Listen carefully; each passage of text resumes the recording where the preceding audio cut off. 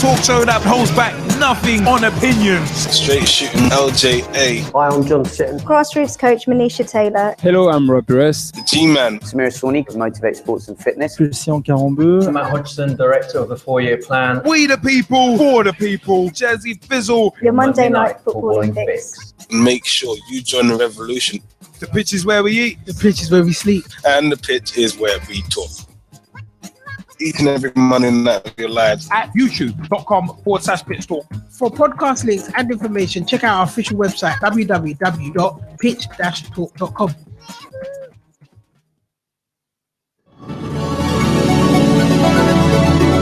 Hello, I'm Rob Perez. Grassroots coach Manisha Taylor. Christian Carambeu. Matt Hodgson, director of the 4-year plan. Dave McLaughlin. I'm Rob Lusher. Andy Copeland from the Glennet Southern Amateur League. Philip Wick, I'm CEO of 14. Former chairman of Ibis FC. Chairman of Alexandra Park FC. And you're listening And you're listening to Pitch Talk, the only place to get your Monday night footballing fix. Because the pitch is where we eat. The pitch is where we sleep.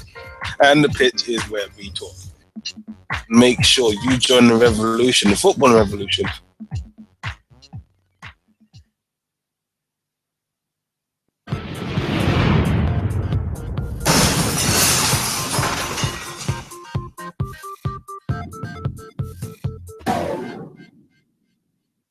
Hi, I'm John Sitton, and I'm here with Gavin, Liam and Gerald on Pitch Talk. The football talk show that pulls no punches and holds back nothing on opinions. Hello, I'm Rob Perez. My name is Christian Carambeu. I'm grassroots coach Manisha Taylor. Hi, I'm Matt Hodgson, director of the 4-year plan, and you're listening to Pitch Talk, the only place to get your Monday night footballing fix. Make sure you join the revolution. The pitch is where we eat. The pitch is where we sleep. And the pitch is where we talk.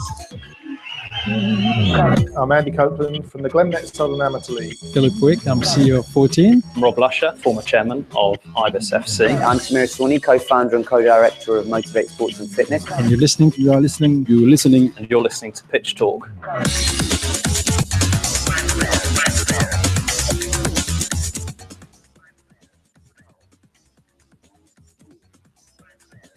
Tell me I did not just see that.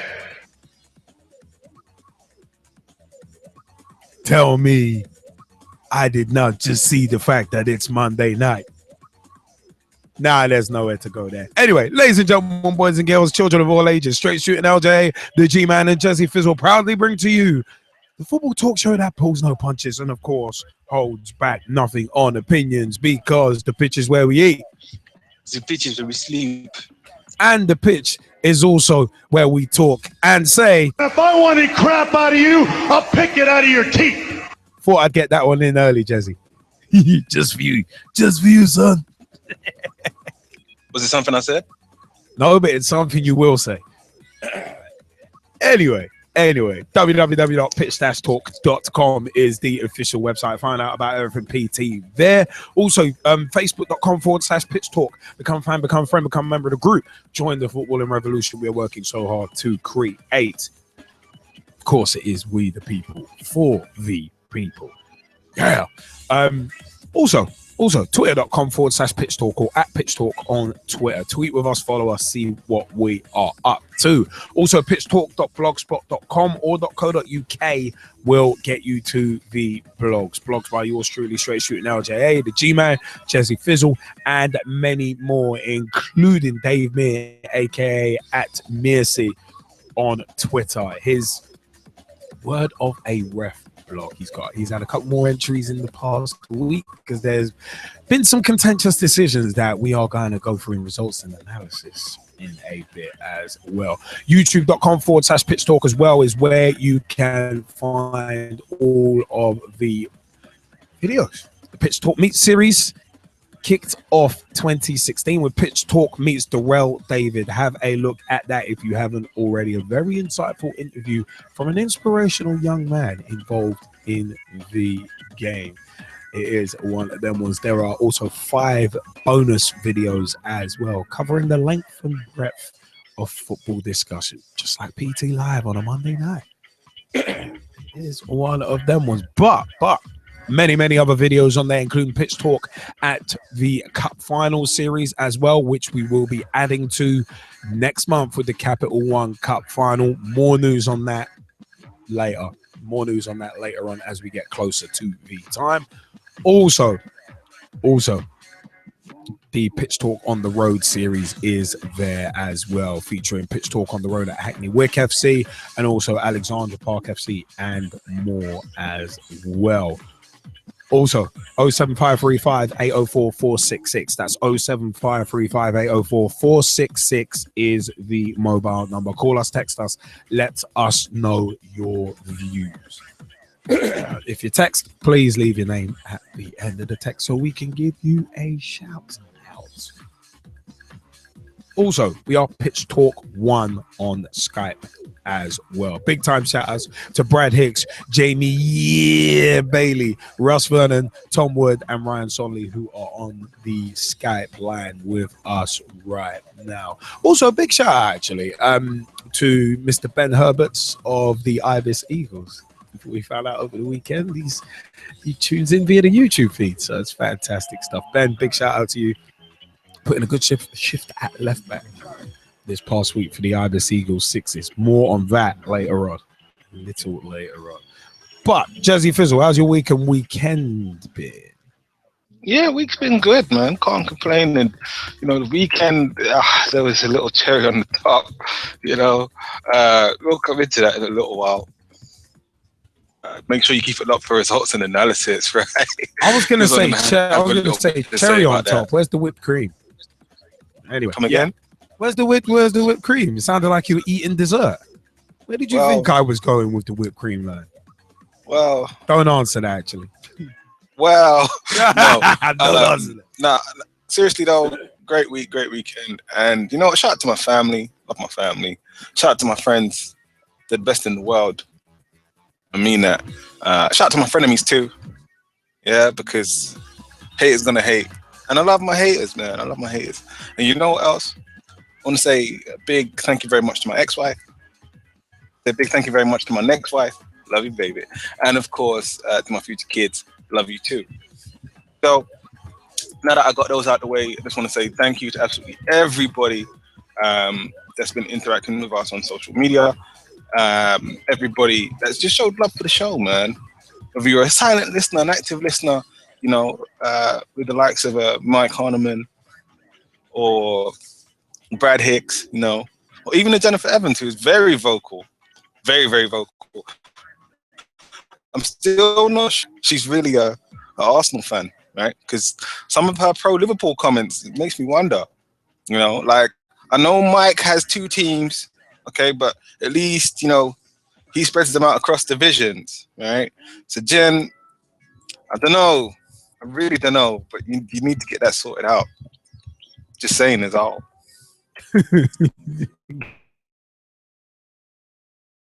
That's excellent. Get it, so go to the doctor.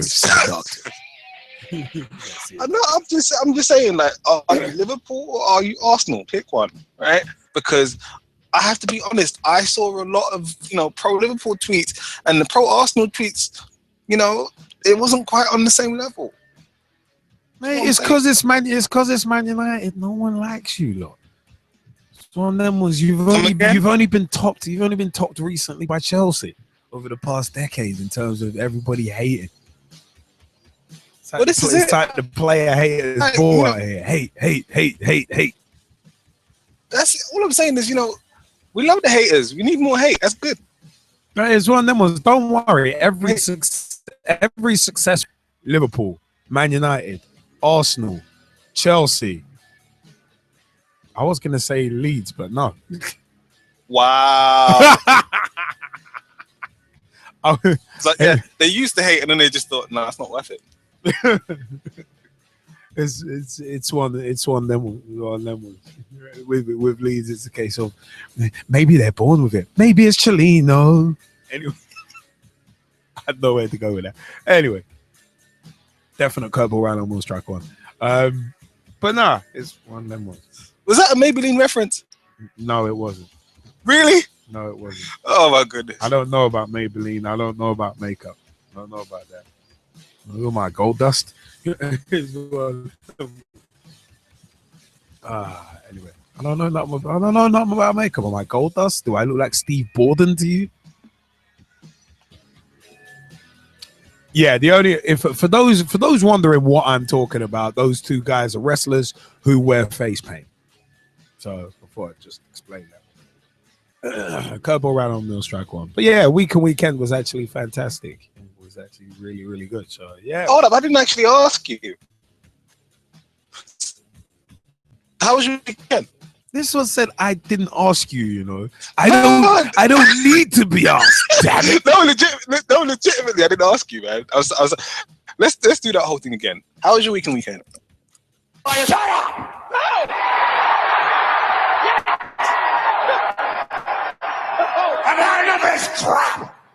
That's my feelings on the situation.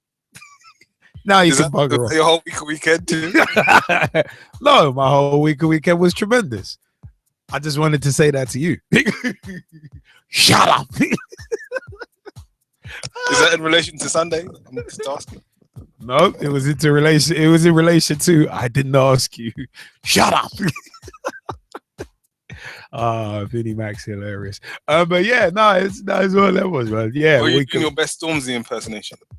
No, I'm doing my best Vinnie Mac impression because I don't really know or care about Stormzy or whatever kind of name that is. Stormzy. Autocorrect would have you believe his name is Stormy. So hell, it's one of them was.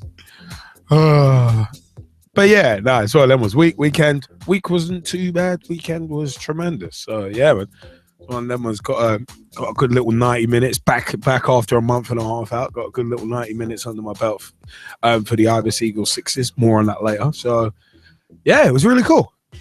It was actually very, very cool. I really enjoyed it. So yeah, good stuff. Also, a big time shout out, actually. I said big shout outs to the Ibis Eagles at Ibis Eagles AFC on Twitter, and facebook.com/Ibis Eagles AFC is the Facebook group, and Ibis Eagles AFC.co.uk is the website as well. Big shout outs to Thin White Line magazine. We will be having the Australian A-League roundup later, exclusively for your Monday Night Football and Fix. That is provided by Thin White Line magazine at Tweet White Line on Twitter, facebook.com/Thin White Line magazine, and thinwhiteline.com as well. It's one of them was they've got the podcast, they've got the shirts. Go and have a look. Go and have a look at their website. It is one of them was. It's very much worth a look. They've got a brand new copy of the Thin White Line magazine out right now, so it's worth checking that one. Also, yeah, it's one of them ones. We've got a lot of show to go through. So, without further ado, it is about that time. Or Freddie, I do. That's terrible. Don't make me play the soundbite. -5 stars. There we go. Yeah, I gave that rating to Liverpool too, but never mind. -5 stars. And that's for you, Jezzy, because If I wanted crap out of you, I'll pick it out of your teeth.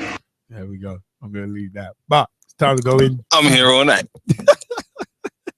I told her I'm here all night. Anyway.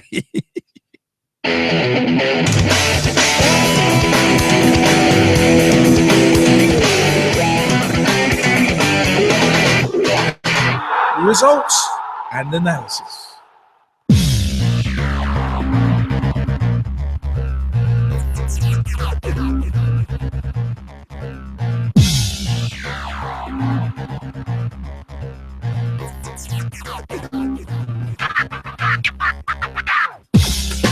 It's results and analyses. It's results and analyses. Some teams will be saying, Tell me I did not just see that. yeah, there will be some teams that will be saying that or have said that this week. But it is one of them. We are going to begin Tuesday, 12th of January, 2016. We're going to start in the Premier League. Aston Villa 1, Crystal Palace 0. Julian Lescott being the driving force behind the goal. No, old joke there. He'd be the driving force behind the goal. And you know what? Scoring on 58 minutes. And hell, on them was Villa finally getting a win. Finally getting a win, and it coming at Crystal Palace's expense as well. The first of 2 defeats in a week for them.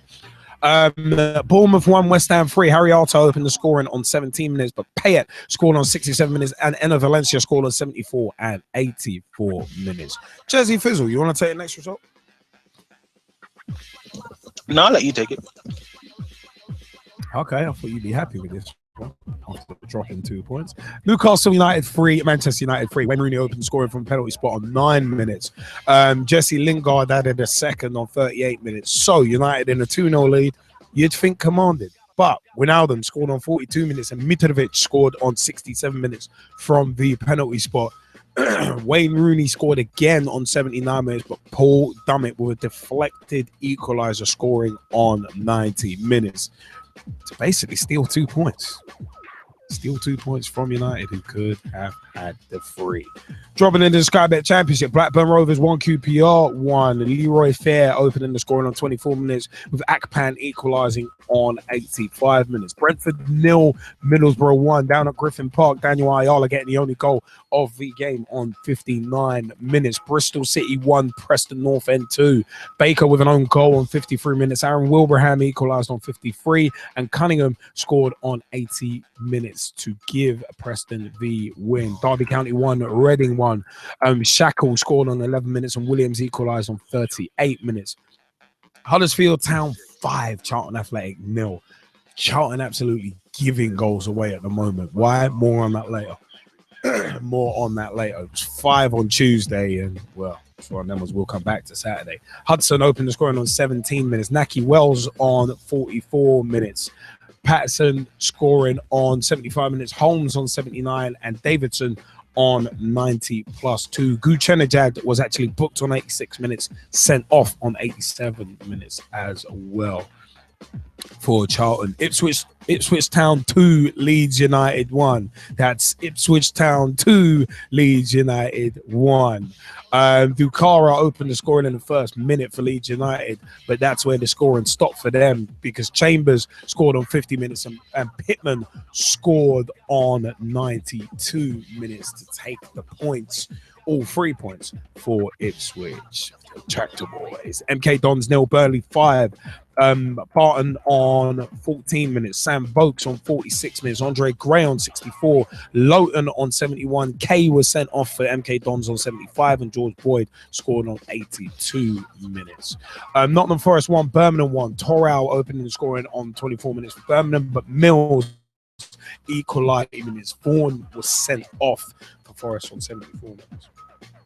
Rotherham 2, Brighton 0. Brighton's recent slide carrying on. Ward scoring on 45 minutes, and Matt Derbyshire on 86 minutes. Sheffield Wednesday 3, Bolton Wanderers 2. Hey, even more problems for Bolton on the pitch. This one of them was Forestieri opened the scoring on 14 minutes. Gary Medine equalised on 19. Hooper scored on 52. David Wheater scored on 62, but Hooper scored again on 77 minutes to take all 3 points for Sheffield Wednesday. Wolverhampton Wanderers 3, Fulham 2. Zyro on 6 and 13. Christian, so 24 minutes. 30 scoring on 48 for Wolves. Their third goal, and Ross McCormack got back another one for Fulham on 74 minutes. Sky Bet League 1, dropping down in Sky Bet League 1, Coventry 1, Walsall 1. Stokes on 34 minutes, and Bradshaw equalising for Walsall on 81 minutes. Wigan Athletic 3, Sheffield United 3. Grigg opened the scoring on 16 minutes. Vukcic scored on 43. McCann scored on 66. Dunn scored on 68. Sharp scored on 75, and Dunn again scored on 89 minutes. Sky Bet League 2, Morecambe 1, Exeter 1. Miller scored a penalty on 49 minutes. Stockley on 54 minutes. Plymouth Argyle 1, Northampton Town 2. Collins on 38 minutes, Richards on 58 minutes, and Wild on 83, getting back what was only a consolation for Plymouth. Sorry, Ryan, it was only a consolation because it ended Plymouth 1, Northampton 2. So the masseuse technique there, rubbing it in. Wednesday, 13th of January 2016, jumping up to the Premier League. Chelsea 2, West Brom 2, Cesar Azpilicueta, aka Dave, scoring on 20 minutes. Craig Gardner equalising on 33 minutes. Gareth McCauley own goal on 73 minutes. Very unlucky, actually. And James McLean equalised on 86 minutes and actually cost someone quite a lot of money. Someone on Twitter wasn't happy about that, but yeah, it's one of them was McLean had his response to that. For totally fair dues. Man City 0, Everton 0 in a dress rehearsal, basically, for the second leg of the Capital One Cup semi-final. Man City 0, Everton 0. So one of them was, if that happens in the Capital One Cup semi-final at the Etihad, then Everton go through to the final. So it's one of them was, keep an eye on that one. Southampton 2, Watford 0.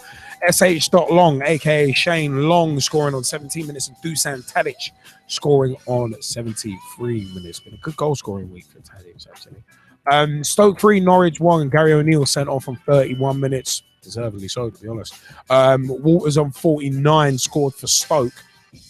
Johnny Howson on 55 minutes. Matteo San Martin on 67 minutes scoring, and Orion Bennett own goal on 78 minutes. Rounded out the scoring there. Controversy in this game. Swansea 2, Sunderland 4. Jermaine Defoe opened the scoring on 3 minutes. Gylfi Sigurdsson equalised from the penalty spot on 21 minutes. Kyle Norton was sent off on 37 minutes. Very harshly. We'll come back to that. AU scored on 40 minutes. Van Arnholt scored a deflected belter on 49 minutes. Jermaine Defoe scored again on 61 minutes. And he scored his hat-trick on 85 minutes. Where the controversy comes in, 3 minutes, 61 minutes, both of those goals actually should have been ruled out for offside. And Kyle Norton sending off was extremely harsh. It's where even a booking would have been harsh in that one, in my opinion. It was one of them. But in what was one of the games of the week, if not the game of the week, Liverpool 3, Arsenal 3. Roberto Firmino opening the scoring on 10 minutes. Aaron Ramsey, after his run wasn't tracked properly, scored on 14 minutes. Firmino scored again on 19 minutes. Good Lord, what a goal. Scoring on 19 minutes, but Olivier Giroud scoring on 25 minutes to equalise for Arsenal. He scored again on 55 minutes, and Joe Allen, of all people, came on off the bench and scored on 90 minutes. Anyone who put money on that must be minted right about now, because Joe Allen would be almost bottom of the list to equalise in the way he did. But it is one of them ones where, yeah, Liverpool 3, Arsenal 3, and what a game it was, it must be said. Tottenham 0, Leicester 1. Robert Hoof opening the scoring on 83 minutes. Oh my word, it was one of them was in another dress rehearsal. It was that goal, that Robert Hoof goal is one of them was. Alan Shearer was really happy about that goal. And considering he's an old school style striker, I can see why. Because that header, it was just one of them was really craning those neck muscles, and it's like, yeah, boom, put that head into it. And oh Lord, what was it? Robert Hoof's tweet was hilarious. He's like, yep, that's when it's like that's one of them moments where having a square head comes in handy. So it was on them. It was on them. Saw that on MOTD. I thought, yeah, that's pretty funny. Yeah, there was an absolute wrong and joke that Gary Lineker dropped that was tremendous on MOTD as well.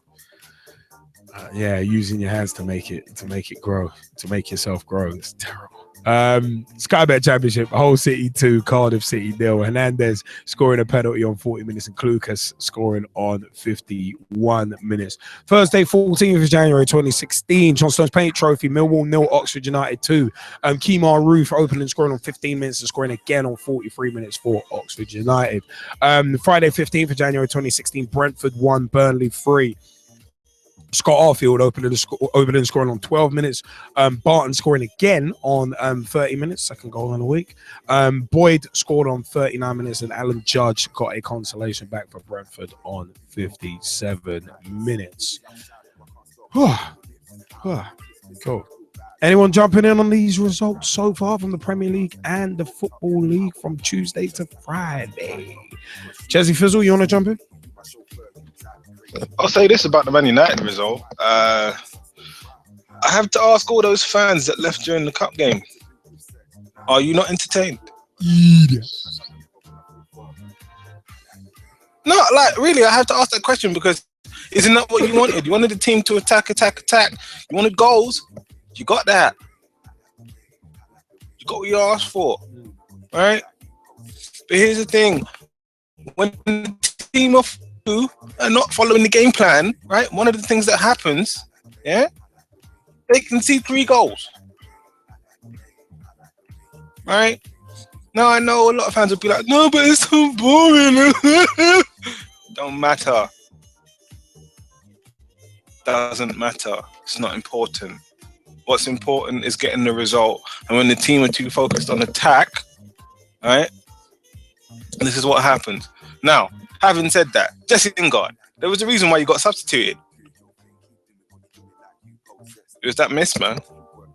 What's up with that? What is up with that for real? Okay, Shane Holmes. What's up with that? Seriously, though, like, wow. Put it this way, this was a game Manchester United should have won. Should have been home and dry. Honestly, after the second goal. Right? After the second goal, you know what you do? Shut the front door. Right? And have someone guard the back door just in case. Right? What about the side doors? Bottom line is this. Manchester United should have won. Right? And this is what happens when the team doesn't follow the game. When fans don't understand, right? Goals are nice. Goals are wonderful. Right? Attack is nice. Attack is wonderful. The thing that wins games, wins championships, wins trophies, defense. That's what wins. And on that note, I'm done. Thank you very much. Good night. Ryan Sonley, you wanted to jump in on the week's Football League and Premier League games as well. Yeah, I'm going to jump in on the Plymouth result. It was just an awful game. I mean, Northampton were the better side by far. We made a mistake. Mellor played a short back pass to keeper, which is McCormick. McCormick thought he was being cocky and actually gave it straight to him, and they scored. And I was just like, oh, really? And they went, remember how they went to it.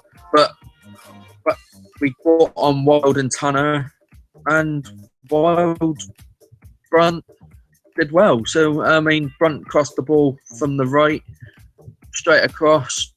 I mean, the keeper should have really saved this, Adam Smith, who's ex-Leicester, should have saved it, but Wild tapped it in and robbed us a consolation, and I thought we were going to get a point out of it in the end. I mean, but well done to Northampton for their 3 points. I mean, hopefully you don't get many more this season because we want to win the league, not you. I mean, Russ Vernon, did you want to jump in as well? Yes, I did, Liam. I'm here. Sorry about that. Delay, pause. The dramatic pause, as you sometimes say. Right. I'm going to go and jump in on the Ipswich v Leeds one first of all. And a fantastic for Leeds. But seconds gone, Liverpool already. Fantastic goal from Tulliman and Dakara as well. And then even that goal, Liam even beat the Ipswich Town Twitter feed because they didn't even get to the Sealers bar. Ipswich Town are losing 1-0. I don't even know what's happened. They actually missed the goal, but it was a fantastic goal. But I could tell them what happened. Ball from Cooper up to Luke towards Carriol, headed in by the defender, Chambers. Comes towards Douglas, he miscontrols it. Dakara says, "Thank you very much." And Leeds take an early lead after just 12 seconds, the fastest goal in the Football League and any of the leagues this season. And then we couldn't defend across, and it was 1-1. Poor defending for their equaliser, and even poor defending for their winner as well. The ball came in, no play around it, and it headed home, and it was 2-1 with Angell last kick of the game. Very undeserved for me. I thought I played well, and Ipswich only really dominated when the ball to the ball were very dominating for me. Rotherham, I spoke to a friend who I know we work with, and he says Rotherham were very dominant in this game against Brighton. They fully deserved the win. The Rotherham was totally dominant, and Brighton looked like they've not been up at the top all season. They've been a mid-table side all season, he said, and it was a fantastic bit of play from Rotherham and fully deserved victory for the Millers, which is my hometown club. So great to see them doing well this season under Neil Redfern, and they've agreed today, Liam, subject to international clearance. Luciano Becchio ex-Leeds will be joining Rotherham on a deal till the end of the season with an option to a further year. It is being confirmed by Neil Redfern today, but they just waiting for international clearance. It was officially confirmed by the Millers, so that's a good sign there for Rotherham. You know what? I got a question for you. You know when you said Dakara, what did Dakara say? Did he say thank you very much? Was it one of them ones where he was like,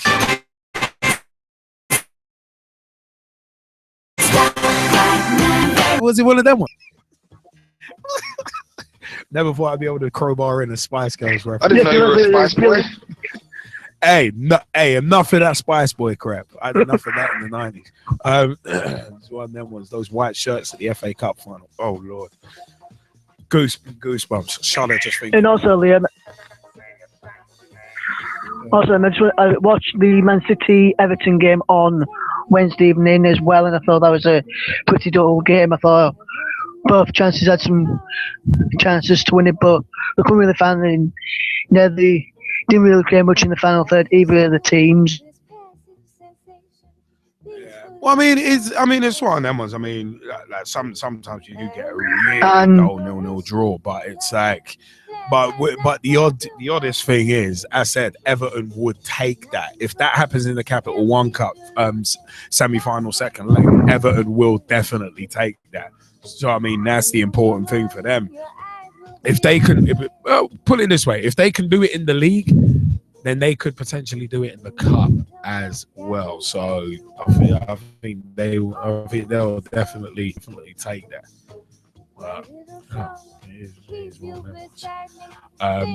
But you know what? Yeah, let's jump on to the weekend's football league results first and foremost, and the weekend's results as well. Saturday, 16th of January, 2016, in the Sky Bet Championship, Sheffield Wednesday 2 Leeds 0. Sorry, Russ, but that was just the first result on the list. That was the first result on the list. Sheffield Wednesday 2 Leeds 0. As soon as I saw this result after the Ibis Eagles Sixers match, I thought Russ is getting it this week. There was another result where I thought, yep, someone else is getting it as well, but we'll come back onto that. Hooper scored on 47 and 50 minutes to consign Leeds to another defeat. 2 defeats in a week. As well, there was Blackburn 0, Brighton 1. Bobby Zamora getting a birthday goal on 3 minutes. Middlesbrough 0, Yes, Ryan, that's Bristol City 1, Middlesbrough 0. Burns on 95 minutes, getting the only goal of the game. Middlesbrough have been flying this season, but at least they're not as bad as Brighton at the moment, who've been sinking like a stone. Speaking of sinking, Derby County 0, Birmingham 3. Robinson on 59 minutes, Sam Gleeson on 74 minutes, and Kieftenbeld scoring on 80 minutes. Kind of a surprise result right there. Huddersfield 1, Fulham 1. Ross McCormack on the score sheet, getting on the score sheet on 2 minutes, and Hudson scoring on 19 minutes. We mentioned Charlton earlier that they were basically hemorrhaging goals. Whole ship 6 by him. So they've conceded 11 in 2 games. So on them was Hernandez on 9 minutes, 16 minutes, Snodgrass on 33 minutes, Hernandez completing his hat-trick on 39, Diame on 58, and Hayden on 80 minutes, rounding out a 6-0 defeat for Charlton. They are in deep trouble. They do. Ipswich 1, Preston 1. Johnson opening the scoring for Preston on 7 minutes, and Murphy equalising on 38 minutes for the Tractor Boys. MK Dons 1, Reading 0. Walsh with the only goal of the game on 78 minutes for the end. Okay, Dory Bolton 0 on 11 minutes. Castro Oliveira scored a penalty on 12. Burke scored on 16, and Ward scored on 83 minutes. Rotherham 0, QPR 3. Junior Hoylett opening scoring on 52 minutes. Matt Phillips scoring on 54 minutes, and Poulter scoring on 91 minutes. More news on QPR later on in the show, actually, because boy, even though they won 3-0, they did it without Charlie Austin. But we're going to come back to that. Wolves 1, Cardiff 3. Craig Noon opened the scoring on 28 minutes, scored again on 36. Zyro got one back for Wolves on 40 minutes, and Rules scored on 48. Sky Bet League 1, another surprising result. Sky Bet League 1, Blackpool 5, Scunthorpe 0. Aldred on 2 minutes, Potts on 12, Potts again on 28, Norris on 55, and David Philliskirk rounded out, scoring on 82 minutes. Bradford 1, Oldham 0. Brown sent off for Oldham on 41 minutes, and McMahon scoring on 50 minutes. Only goal of that match. 3-2 Walsall 3. Hussey with an own goal on 16 minutes. Bradshaw on 30 minutes, and Ford on 42 minutes. But Clark scored on 65 and 66 minutes, but it wasn't enough for Berry. Colchester 1, Sheffield United 2. Sharp on 20 minutes. Basham winning it on 91 minutes, and Eastman getting a goal for Colchester on 59 minutes. Coventry 0, Burton 2. Butcher on 49 minutes, and Bevan on 72 minutes. Doncaster 2, Gillingham 2. Donnelly on 9 and 47 minutes for Gillingham, getting them into a 2-0 lead. But on 75, Stewart scored, and Williams scored on 88 minutes. Peterborough 0, Southend 0. Rochdale v Fleetwood was actually postponed. Shrewsbury 0, Barnsley 3. Sam Winnell scoring on 15 and 21 minutes, and Mawson scoring on 72 minutes. For the Tykes, Swindon 4, Crew 3. Ayose opened the scoring for Swindon on 14 minutes. Inman scored on 20 minutes. Colclough scored on 26 minutes, and Inman scored again on 40 minutes to give Crew a 3-1 lead. But Jordan Nabika scored on 47 minutes. Nugent owned goal on 52 minutes, and Ayose scored again on 91 minutes to give Swindon the win. Wigan Athletic 3, Chesterfield 1. Max Power on 6 minutes opening scoring. James on 38 minutes, and Jacobs on 39. Banks got a consolation goal back on 79 minutes for Chesterfield. Sky Bet League 2, Accrington v Portsmouth was postponed. Wimbledon 3, Mansfield 1. Green opened the scoring for Mansfield, but that's where their scoring stopped, because Taylor scored on 49, Mead scored on 78, and Aziz scored on 87. Barnet 0, Carlisle 0. Crawley Town 0, Notts County 1. Big shout outs to Big T, who we always throw them T's up for. We heard from him for the first time in a while last week. It was good to hear from him. Really good to hear from him. And it's one of them ones. Valencic scored on 63 minutes, the only goal of the game. So Big T, Tom, aka Thomas Hewitt, would have been a happy man with that one. Dagenham Redbridge 1, Northampton 2. Deutsch opened the scoring. I love that name. It's a great name. Deutsch opened the scoring on 62 minutes. It just sounds hilarious. Deutsch.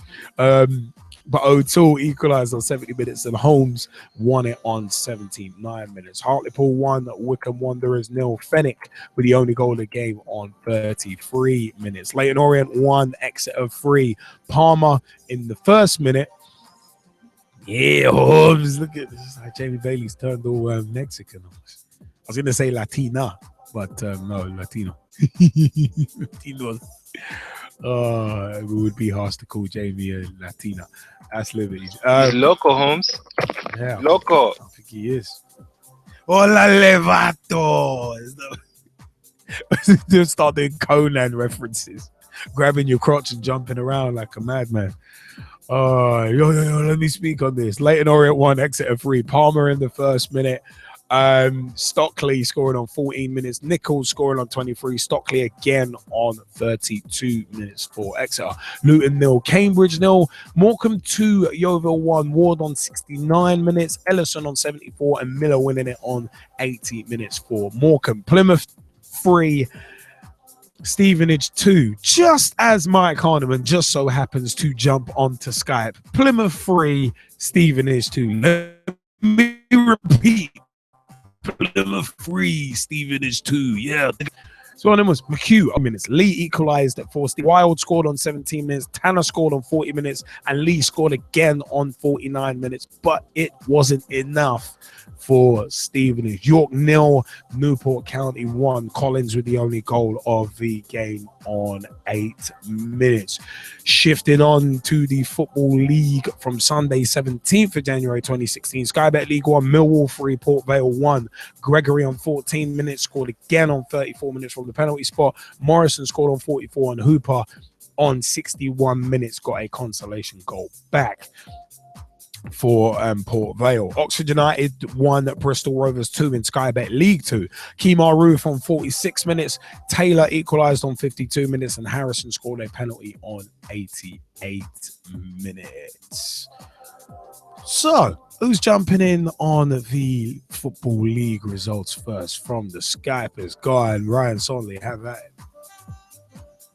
Well, yeah, I'm going to jump in on this because, to be honest, the first half of this game was pretty exciting. I mean, we went 1-0 up after 3 minutes with a Jake Jarvis corner and Carl McHugh headed home. Good header from Carl McHugh there. And then 3 minutes later, Charlie Lee scores. Good goal as well. So, I mean, I thought, this is going to be one of them draws again. Like last season and then we went up the other end. Jake Jarvis crossed the ball for Greg Wild. Wild scored. So I was like 2-1. Yeah, game on. And then we had a goal by Craig Tanner. Good goal as well. 3-1. And then for half time, Teddy Sheringham makes 2 substitutes, which one of them was Dean Parrott for Keith Keane. Within minutes of the restart, Stevenage got a second goal from Charlie Lee, and I was like, what? This is going to be like the game again at last season, where this time Stevenage are going to get the late equaliser from either the penalty spot or something. And I thought, we're not going to beat them here. And Stevenage kept pushing us and pushing us. So, I mean, our defence were on the edge of our 18-yard box for about 3/4 of that second half. And, I mean, to be honest, we deserved to win, but overall, Stevenage didn't deserve to lose from the second half. But I'm glad we got the 3 points, and hopefully Stevenage can pick up from that result and go on and hopefully push on up the league, because they don't deserve to be 19th in the league. They need to be pushing teams like they were pushing us in the second half. And it's not all about one half, it's all about the 2 halves. And then I'm going to jump in on Middlesbrough, Bristol City. Oh, I was so dreadful about this. I was looking at the result during the game, and to be honest, 0-0 I would have been happy with, because Bristol City seemed to do well against big guns. And I got out of the game. I got out of Argyle's game and looked at the results, and I saw that Bristol City had won from Wes Burns. Wes Burns is a good player. No doubt about that. Bobby Reid actually managed to play 90 minutes as well. So, it was good that John Pemberton and Wade Elliott had given them the 90 minutes. And to be honest, from what I've heard, that Bristol City were the better side. They had 20 shots, 5 on target, where Middlesbrough had 12 shots, 2 on target. So, pretty poor game. But I'm glad that Bristol City managed to get a win. I hear that. Mike Harneman, seeing as one of the results that Ryan mentioned regards your second team, Stevenage, just one of them would you like to have at it with your views on that match? On that Plymouth Stevenage game? Okay. Evening, can you hear me okay? Can hear you loud and clear. Good evening. Good. Right, yeah, basically, my thoughts on that game, I kind of have to agree with Ryan. I think Plymouth deserved it really in the first half. Our defence of late has been leaking goals basically for fun. And it kind of takes up until half time when Sheringham can call them back in again and kind of have a word with them to actually get them going. I don't know why that is, but recent weeks have shown that second half performances have been a lot better. Showed on Saturday that we're missing a few players as well, ones that are out injured, and the loans that have come to an end as well, with Angell and Jamil Matt being another one, and we missed Cox on Saturday as well. I know he probably wouldn't have been able to play against his parent club anyway, but I just think for the fact it takes us, to go 2-1 or 3-1 down in the majority of games to actually get into gear and actually get our act together is a little bit worrying. I do think we'll be okay. I don't think we're in kind of danger of getting relegated, but I just think, when it takes a club or a team that long to actually get their act together, it takes them to go sort of 2 or 3 goals behind to actually kick into gear. It is a bit worrying and a bit concerning at times. And we're missing players at the back as well, like Dean Wells, who's obviously a real leader at the back from centre half. And I don't know, it's just a bit strange how things have gone at Stevenage this season. Obviously, it was going to be a bit like this with Wesley moving on as well and showing him coming into his first job in management. But I just think, to be honest, we should have gone with someone more experienced.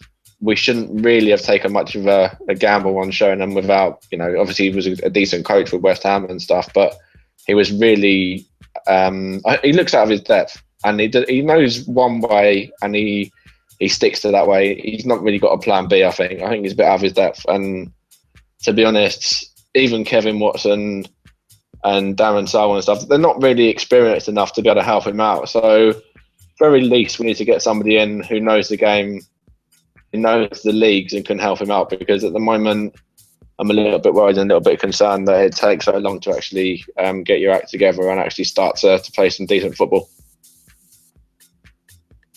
It's always going to be a concern when you're slow starters, because sometimes it's a case of if you're a really slow starter, you could be out of the race before you've even got out of the blocks, and then you give yourself a mountain to climb in terms of, well, not even just in terms of competing for playoff positions, but staving off relegation at the same time. It's a bit of an interesting one. Ryan, did you want to jump? Just briefly, I was going to say that Cox signing. It's a good signing for us, but I just think I'm a little bit worried about why Cox has come in. I think Michael Tong has come in, he's been with us for a couple of months as well, and I think the fact that Cox has come in now, I think that could mean that Tong hasn't been able to extend his contract until the end of the season. That's what worries me. I think Cox is a good player, but I'd rather have the experience and the know-how of Michael Tong in there. Ryan Sonley, you wanted to jump in as well, didn't you? Yeah, I'm going to mention about Lee Cox. He's just joined Stevenage on loan for the rest of the season, with the option of Stevenage actually keeping him on the permanent deal.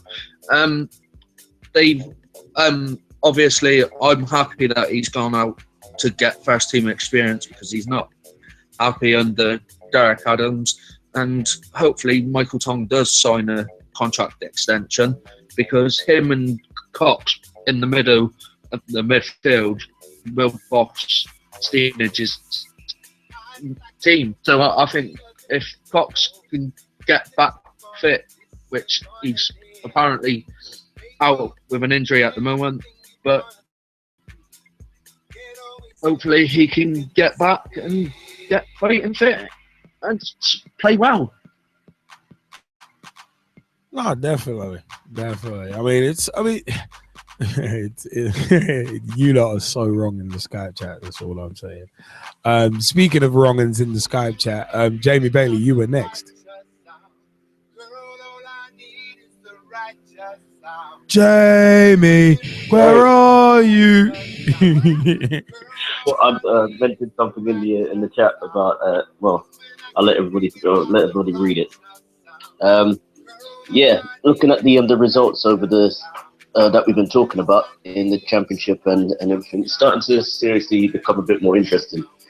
Brighton were pretty much running away with the championship trophy. Now all of a sudden they're not even top. So again, it's just one of those things of, for once, we're seeing football. We're seeing football at its best in the championship as well as now in the Premier League. I still think if you look at all the results over the weekends, there's still it's like, for me, I can't comment on what's going to happen in the championship because I no longer work with a team that's lower than the Premier League, or I no longer support a team that's no longer in the championship. But putting that aside, I think it's going to be interesting to see who the running goes to between all the leagues. I think I'm hoping to see a good set of London-based or around London-based teams, like Wycombe, like Oxford, like who else? Maybe Crawley, maybe well, I don't imagine Crawley doing anything, but teams like that hopefully getting back to where they belong and hopefully making it almost London Derby season in the Premier League in a couple of years. You never know. It'll be interesting overall. Right. I mean, that's a good thing about. I mean, that's a good thing about the football league. I mean, it's always a mile a minute, and he's one. You always see some absolute belters in terms of goals as well. So I mean, gotta give them that. Absolutely love it. But you know what? Yeah. On a slight side note, caller, you are through to your Monday Night Football and Fixed Pitch Talk. Who we got the pleasure of conversing with right about now? It's your boy from Wolverhampton, Kieran Riley. Hey, how's it going, Kieran? Is it all good? Yeah, it's not bad, mate. Not bad yourself? Yeah, not half bad. Question for you. We're just jumping. We're just discussing, obviously, the Football League results. Your views on the week and weekends Football League results? Well, obviously, main focus will be the Wolves games, especially the one on Tuesday night against Fulham. Yeah, we've been through the score. We've been through the result. We've been through the scorers. Same with the weekend as well. What was your view on both games? Well, starting off with Tuesday night, absolutely brilliant game for our new boy Michael Zyro. 2 goals in 12 minutes. Absolutely hammered the Fulham defence, which really need to start sorting themselves out. Because the defending during that game from both sides was terrible, but Fulham's was just worthy of a -5 stars there. But would you like it? Would you like the -5 stars dropped for their defense? Yeah, go on then. Go on then. -5 stars for Fulham's defense. Yeah, but we played well. Fulham played well. 2 great goals from them, but we were the better side. But to be honest, Doherty's goal, how did one of the full defence not stick their foot out and stop that? Because they could have easily have stopped that from 36 yards out across the floor. Beautiful goal. I know the person sitting next to me was just that shocked. He actually couldn't even move out of his seat. But that was a decent game. But Rio was just a pure tank. 2 goals in 12 minutes on his home debut for us. That was the perfect game. On a slightly worse note, Saturday's game. Not much to say about that, I must say, apart from what the hell happened there? Oh no! What the?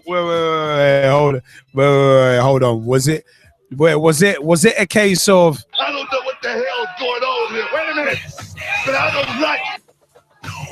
I don't like it at all. Or was it a case of? Tell me I did not just see that. Or was it both? Bit of both. I was almost hoping it'd be both. that first goal they got, I have absolutely no idea how Hakimi didn't just stick his hand out to get that. That was an easy save. Then obviously they scored again. Fair play to them. That was a deserved goal. We played, but the defence was absolutely shocking there. Our goal obviously from Zyro again. Brilliant, homeboy. Absolutely beautiful goal. Which got us a little bit back up on our feet, chancing a little bit more.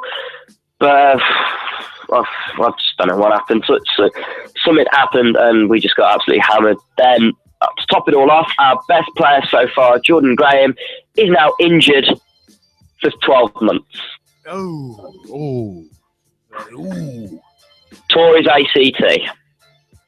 Ooh.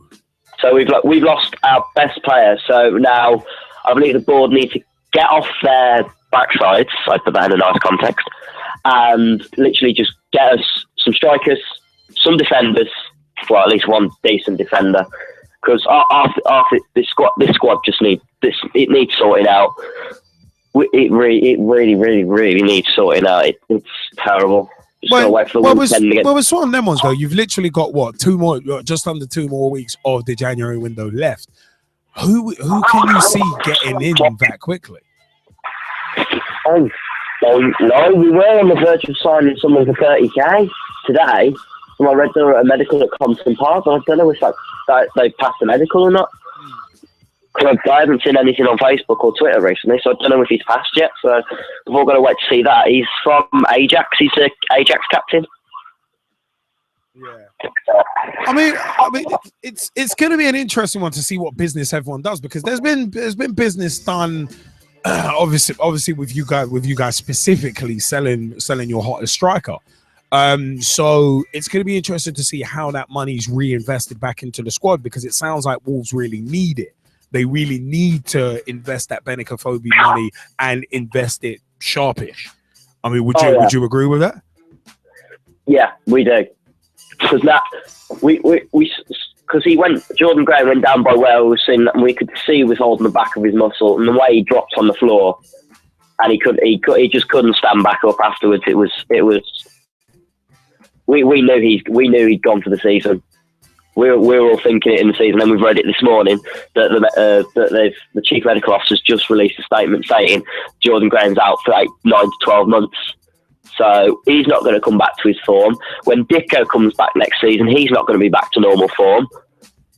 We need a striker and a defender in desperately. And I'm crying out for help here.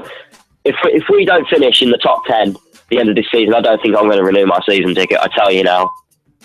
That bad? Is that bad? That's some deep convictions, right? It's that bad. We still haven't found someone to buy our club. We're still looking for that. And we just there's no passion. There's no passion in the team whatsoever. I'd be happy to play for Wolves, but I'm already playing for the Ibis Eagles. Ryan Sonley has actually asked, do you want to play for him as well, Kieran? I'd love to. I'll kick their backsides into gear. Russ Vernon's actually got a question for you. Russ, seeing as you were coming in next anyway, do you want to have at it? Yeah, I just want to know, mate, do you reckon Kenny Jackie should leave Wolves now and you get no manager now, or do you reckon he'll leave at the end of the season? Could you, Liam, could you repeat that? Because it came through a little bit quiet. Yeah, Russ asked, do you think Kenny Jackett should leave now, or will he leave at the end of the season? It's sceptical, because half the fans are saying they want him to stay, half the fans want him out. I'm stuck in the middle. I have no idea what's going through his head. I reckon the board probably will say, here's your P45, see you.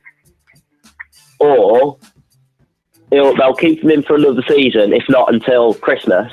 And if the team haven't performed well enough by Christmas, I think that's when he'll go. And then new managers will step in. I mean, he helped us in League One. We're on the verge of going to League Two. He made us up. There's 9 wins on the bounce, club record, put us in the top, put us right at the top, got us promoted. Last season, got us just within an inch of the playoffs, but Brentford decided to have a really good game, which annoyed us. Yeah. Otherwise, we would have been in the playoffs if Brentford hadn't have won by the goal. If they hadn't have won at all. And then we've just had a really, really bad start. If we hadn't have won those games just after Christmas, we'd be in a relegation battle. I'm telling you now, if we hadn't have won those 3-4 games on the bounce, we would have been in a relegation battle. So I really don't know what's going to happen with the club. We need decent management. We need decent play. We just need something there to help us. I hear that. I mean, it's one of them. You always need a bit of passion, a bit of fight to begin with. We begin with more than anything.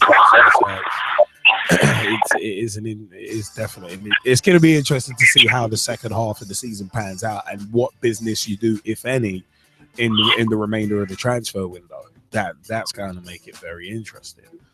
Yeah. I mean, Kieran, are you sticking around for a bit? Or are you dashing? I might hang up my phone because I've got no minutes left, but I might jump on Skype on my computer. Fantastic. Hopefully, we'll catch you in a bit then. Cool. See you in a bit. Nice one. Tom Wood, did you want to jump in on where we going? South MVP, Peterborough. Yeah, I did actually. I think after that performance on Saturday, I think that's going to boost their confidence. After losing 3 games on the bounce before that, but they've got a big game on Saturday against Coventry. Hopefully, we can play the same sort of way we did against Peterborough, and not play the same weird way we played. But it was quite a strong team we put out as well, which was quite convincing. And it was the penalty. I don't know what was going on with the penalty. I don't know if you saw it, did you, Liam? No, I haven't had a chance to. Oh, you have to watch it back. It's quite a controversial penalty. Like the referee was going to give a goal kick, and then it was the Lano. Lano wasn't waving. He was giving it to.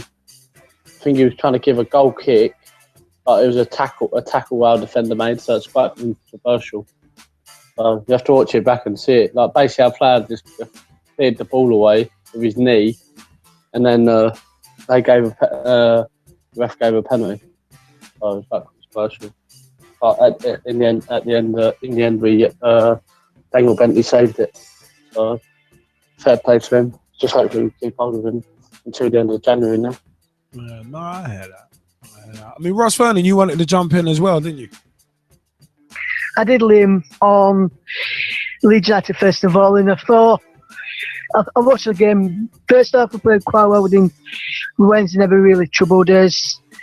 Second half, Sylvester, 2 hours from him, led to 2 Sheffield Wednesday scored. First one, he palmed it behind when he was already going wide, and he looked from the angle where he showed you on TV, and from above all the angles, he was definitely going wide. The second one he's normally good at shot stopping, saving good shots. This time he spilled it and they made it and scored as well. And take it to 2-0 to Sheffield Wednesday. Then we had a controversial goal ruled out, and I was listening to final score, which Jackie Hawker was on there, and I've heard a few other people in the media have said our goal should have counted at Hillsborough on Saturday. First day was taking a while to come off for substitution. The referee said to first Thierry, wait, I'm going to let this free kick be taken and then score again. And then the fourth official overruled and said the substitution was actually taking place, and he disallowed Liam Cooper's perfectly good goal. And it was a fantastic. It was really well. Apart from that, I think we played well, and the referee Anthony Taylor got absolutely wrong.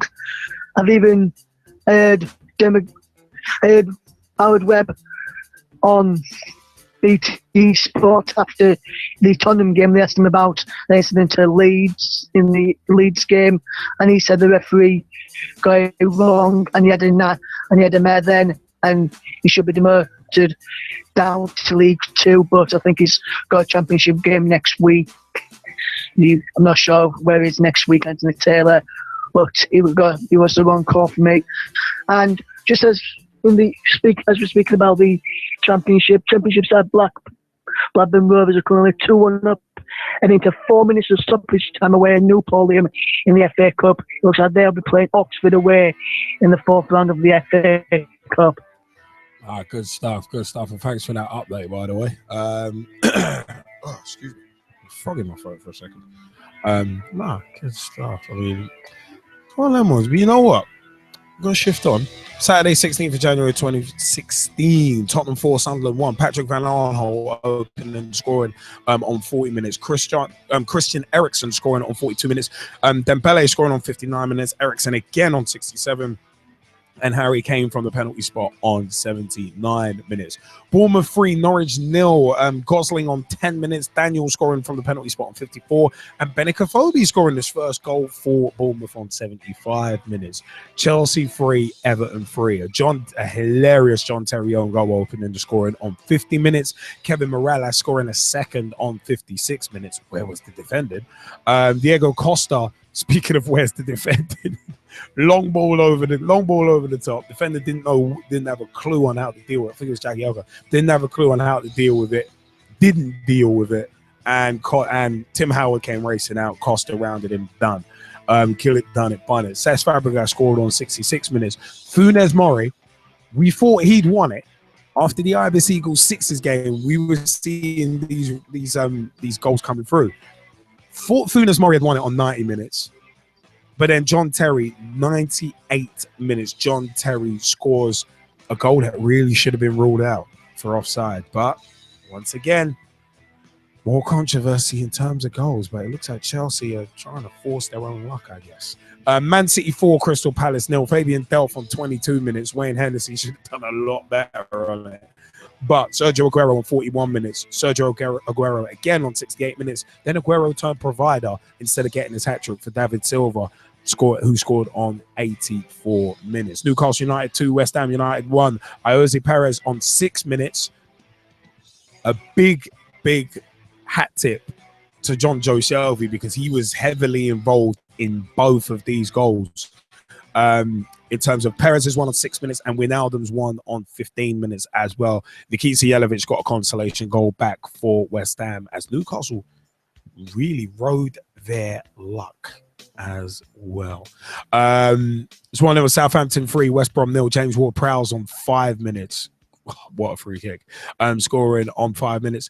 Scored a penalty on 35 minutes, and Dusan Tadic got on the score sheet on 72 minutes. Aston Villa 1, Leicester 1. Shinji Okazaki scoring on 28 minutes. A goal that needed GLT to confirm it, but the video camera showed that it was way over. Whereas one of them was GLT.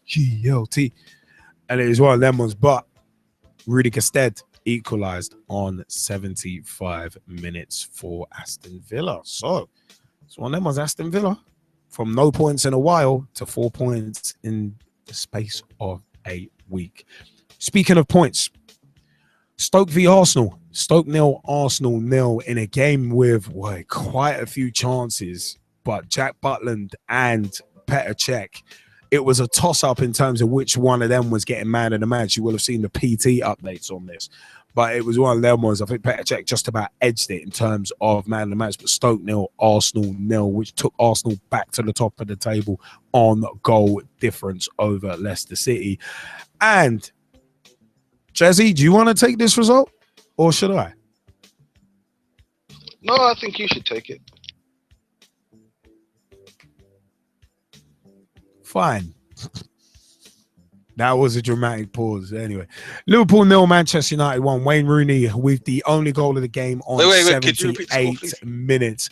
One shot on target, one goal. One great company, one great chance. Reminding myself of Vengeance 2001 OWR. Anyway, one shot on goal, one goal. And you know what? It is one of them ones where that particular goal that gave United the win, if it wasn't for David De Gea, they would have lost about 3-4-0. But profligacy once again in front of goal. And Liverpool being consistently inconsistent once again. I mean, against Arsenal in that first 20 minutes, apart from the mistakes, it was one of them ones we were all over them like a cheap suit, all over them like a rash. But it was one of them ones. 3-3 was probably fair in the end. But in terms of Liverpool, Man United, boy, 1-0 definitely wasn't a fair reflection of the game. But it is one of them ones where, mate, it was mad. I mean, Rooney's goal, it was one of them ones where short corner was taken. No one was lively to the short option. No one was lively to that. Ball gets played in. Fellaini, okay, cool. 9 times out of 10, he's going to win any ball he goes for in the air, especially with that hair bear bunch afro that he's got. Guy needs a haircut or to camera it. Do something. Don't do nothing. Anyway, but it's one of them ones. The second shot from Rooney. No one's within 5 yards of him. And no one makes any sort of attempt to try and stop him. It's like, oh Lord, it was like one of the goals in the Tottenham Sunderland match as well, where, what's it? Brand new defender. One of them was brand new defender, comes on as a sub, and it's like, I think it was Dembele's goal, where it was like, dude, like just some little flick of the foot just to try and stop it. Hey, you're brand new in this league. Brand new defender for Sunderland, relegation battle. Mate, you want to be flinging yourself at that ball. It's one of them was. But once again, Liverpool's shortcomings on set pieces has been exposed. And not even just that, it's just the sloppiness of the goal as well. That goal, it's one of them ones. That goal was sloppier than melting chocolate on a hot day. It was just it was more sloppy than a Twister ice cream on a hot boiling summer's day when it's dripping all down your hand. There is another way I could go with that, but I won't because it's supposed to be a family show. But anyway, Jazzy Fizzle, your view on United Liverpool. Well, first and foremost, right, I have to get some things out of the way because there are some things that our listeners are expecting me to do. All right. So here's the first one.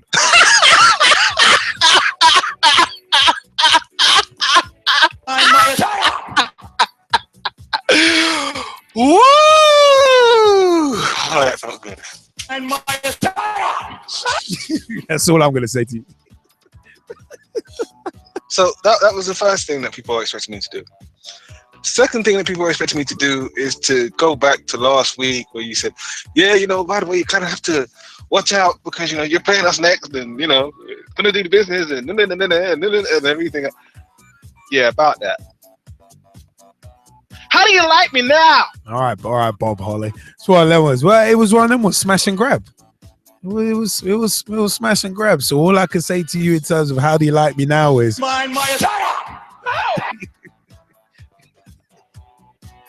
Shut up, damn it. And then, of course, you know, there was just you being prepared to go and talk a whole load of smack this week. So, you know what? Actually, even though we're using that whole Vince McMahon snippet, right? I'm actually going to quote the Black Eyed Peas. Yeah, we'll use them instead. Shut up, just shut up, shut up. Or in the immortal words of Stormzy, shut up! Leave it at that. I thought it was more shut up. I thought it was more than that. Well, either one works. That's what I've heard anyway. Either one works, yeah? Okay, seeing as you're at the end of the day, as you're dropping references to grime artists, talk about shots on target, chances created. I've said it before. I'll say it again. I'll continue to say it until I drown you out. Right?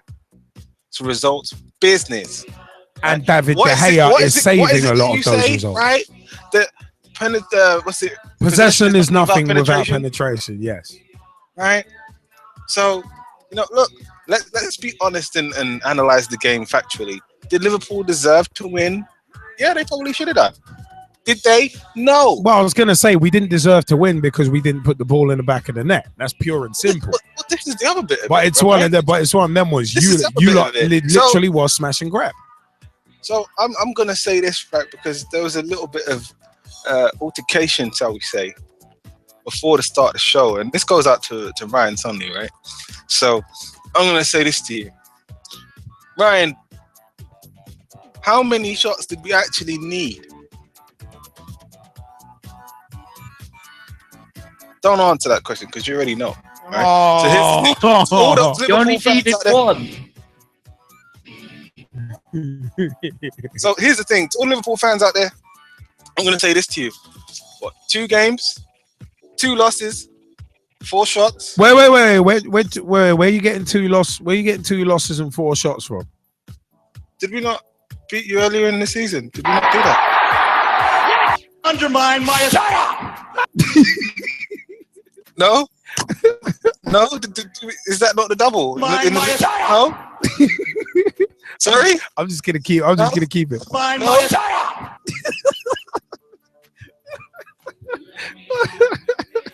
No, Jesse. If I want any crap out of you, I'll pick it out of your teeth.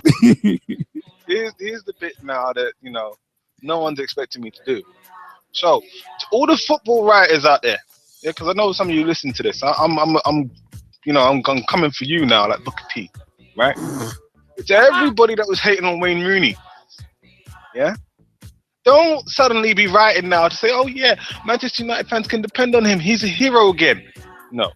Do you know what? Funnily enough, I was actually, I was going to ask you about that because there are a lot of as soon as I saw that result and that Rooney got the winner, it was a case of I was instantly thinking to myself, all right, the parasitic media is going to be brown nosing him again. They're going to have noses surgically removed from his backside once again, and it's like that. But the thing is, there's a lot of fickle United fans out there as well who will. Wait! I ain't done. I'm not saying you're one of them, but I'm saying it'd be one of them. All those football writers, no. Right? The bandwagon has left. Yeah, this is not a ride you can hop onto. This is not ride along. The train has left the station and you're not on it. Right? Leave it out. Yeah? Because when you're saying, oh, but is it? No. Right? Now, here's the thing. I will actually check myself now. And I will say, did I say that he was doing more damage than good? Yes, I did. Did I say that he should have been dropped? Yes, I did. Right? But I always said, look, given time, yeah, he will come good. The thing that we always say, yeah? Form is temporary, class is permanent. We always say that. Wayne Rooney is a class player. There's a reason why he broke a record. Yep, 176 goals for one club. Yep, breaking Thierry Henry's record. Right? You don't do that if you're not a certain caliber of player. So you know what, to everybody who was hating, nah. You guys go sit over there. We don't want to hear from you. Right? And speaking of people that we don't want to hear from, right? Those fans that decided to go and leave early during the cup game, those fans that decided to go and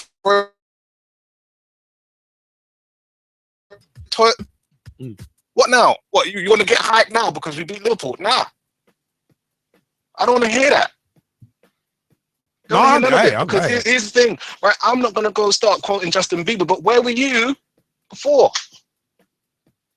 Yeah. Oh, it's boring, and I don't like how the manager plays, and we need somebody else, and I'm gonna turn in my season ticket. And then don't be jumping up and down just because we beat Liverpool. Nah, I don't want to hear it. Right? Because every other game is like, oh no, we need to get rid of Van Gaal, we need to get this person, we need to do this, and why is Jamie Rooney playing? And what? Nah. Just stop. Don't want to hear it. No, that's true. It is a case Don't of want to hear. No, don't want to hear it. It is a case of with a lot of football fans. It is legitimately a case of. If I want any crap out of you, I'll pick it out of your teeth. That's the way I look at it. But hold up, but actually, Right? And the other thing as well, everybody that's hating on Louis Van Gaal, yeah, don't want to hear it. Do not want to hear it. Yeah, the guy's what? Currently undefeated against Liverpool. So you're not being like Van Gaal and counting that pre-season game. I'm just saying this because no one counts pre-season. No, I'm just saying this. Now, because we're in the derby at Anfield, you want to get hype? No. Right? Yeah. That train is also at the station, and you do not have a ticket, and you're not getting on. Where's your tickets? Your name's not on the list. I'm sorry. So, to all of you Man United fans, are you not entertained now? Are you not happy now? No? Or is it just that it happened to be because we beat Liverpool, but if it was anybody else, then no? No.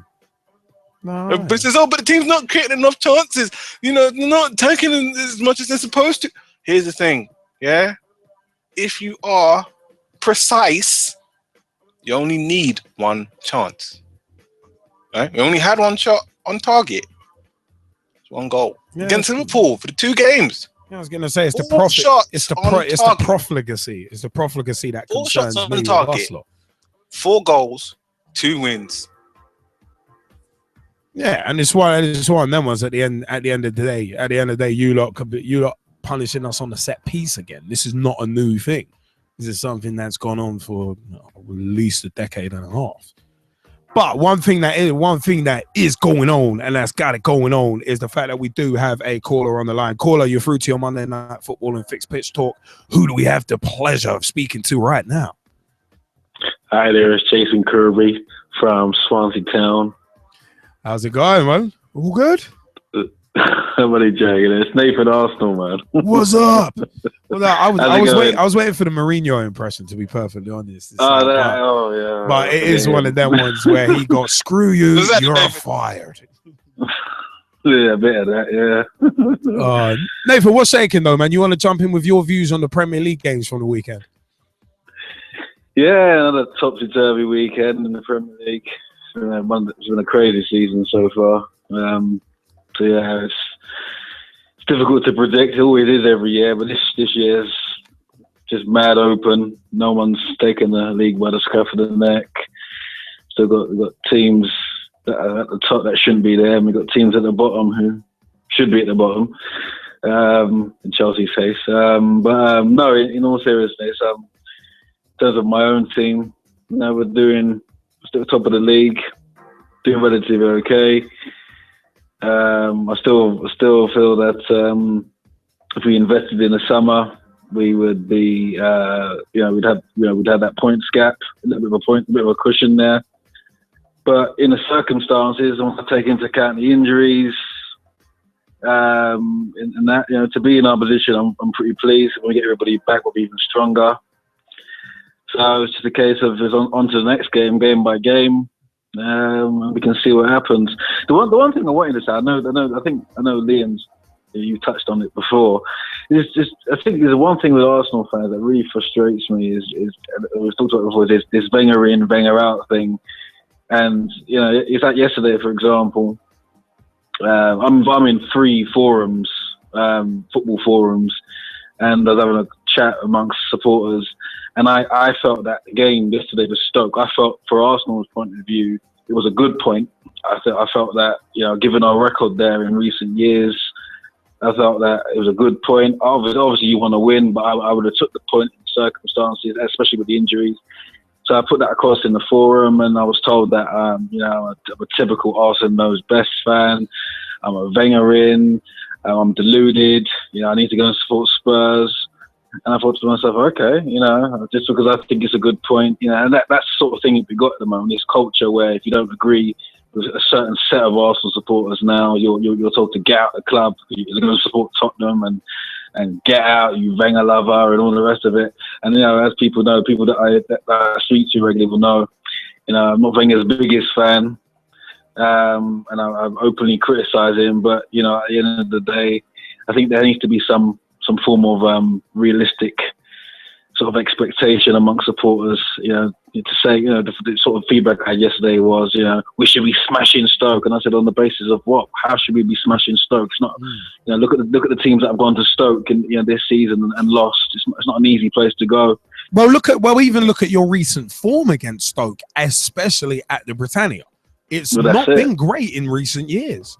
I mean, this is going back 4 or 5 years at least, where it's not been great. So it was one of them ones. I mean, it was built up as a massive test for you, like going to the Britannia and seeing how you can handle Stoke. Because Stoke City, the Britannia Stadium, especially for Arsenal, is very much a cauldron. And it is one of them ones. It is noisy, it is bouncing, it is rocking, and Stoke always really seem to get up for it. Against the big sides, they get up for it anyway. But against you, they remind me of Bolton back in the day, 10 years ago. There was Sam Allardyce's Bolton. Yeah, they had Shorkayev and all their players there. They remind me of Bolton. They used to be our bogey team back then. But similar with their sort of long ball and physical presence. But although they've adapted their game in sort of the last year or two, but I'm happy with the point. Obviously, you prefer to win. Happy with the point. We're still top and on to the next game, which is Chelsea. So, I'm pleased so far. Still a long way to go. It's only January. A lot can happen. We're still not expecting much in the Champions League, but certainly we've got 2 other competitions which we stand a good chance in. So if we can keep everybody fit, who knows what can happen. And the good thing is you've got players to come back as well. If you're still grounding out, if you're still getting a point here and a point there at places like the Britannia, and you still got that big time players to come back, such as an Alexis Sanchez, then it's always bodes well.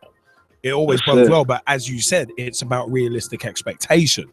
I mean, it's one of them ones. A lot of Liverpool supporters, we've got a similar sort of thing where, yeah, I was expecting us to beat Man United, but then looking at how much we put in against Arsenal, once again, this is like what, over the past 2 weeks, like 6-7 games in 2 weeks. So it's one of them ones. It's a difficult schedule to manage. The injuries that we've got as well don't help. But the fact of the matter is, we need to be putting chances away. And I said earlier, if it wasn't for David De Gea, then boy, De Gea pulled off some fantastic saves. But the fact of the matter is, it's the same old weaknesses again and the same old sloppiness. I'm not going to blame referees. I'm not going to blame anything else. I'm going to just point the guns inwards. The fact of the matter is, if a short corner happens and you're not closing down, you're allowing people to get balls in, then you're asking for trouble.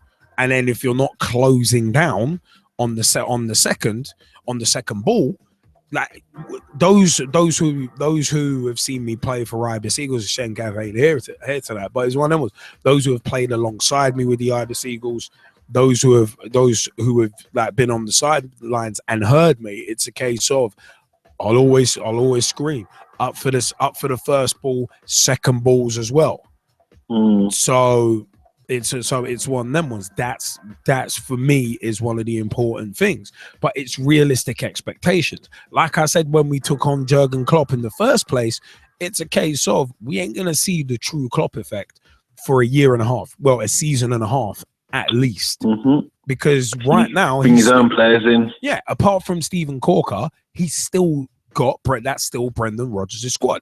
And Corker's only in on loan as a stopgap option. When everyone's fit, he's just cover.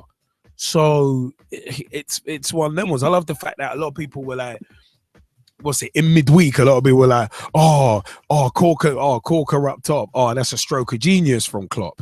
But then when the same thing happened against Man United yesterday afternoon, it was a case of Oh, why are you doing that? Why are you doing that? It's going back to what Jesse Fizzle was saying about fickle supporters. It's like some supporters have very short memories. Every club's got a fickle supporter. Every club's got a moronic minority. Yeah, I mean, I've had Arsenal supporters say to me, win, lose or draw, Wenger out. Oh, if Tottenham win the league, that'd be great. That means Wenger's got to go. Well, I want to hear these sort of things. What is the matter with you people?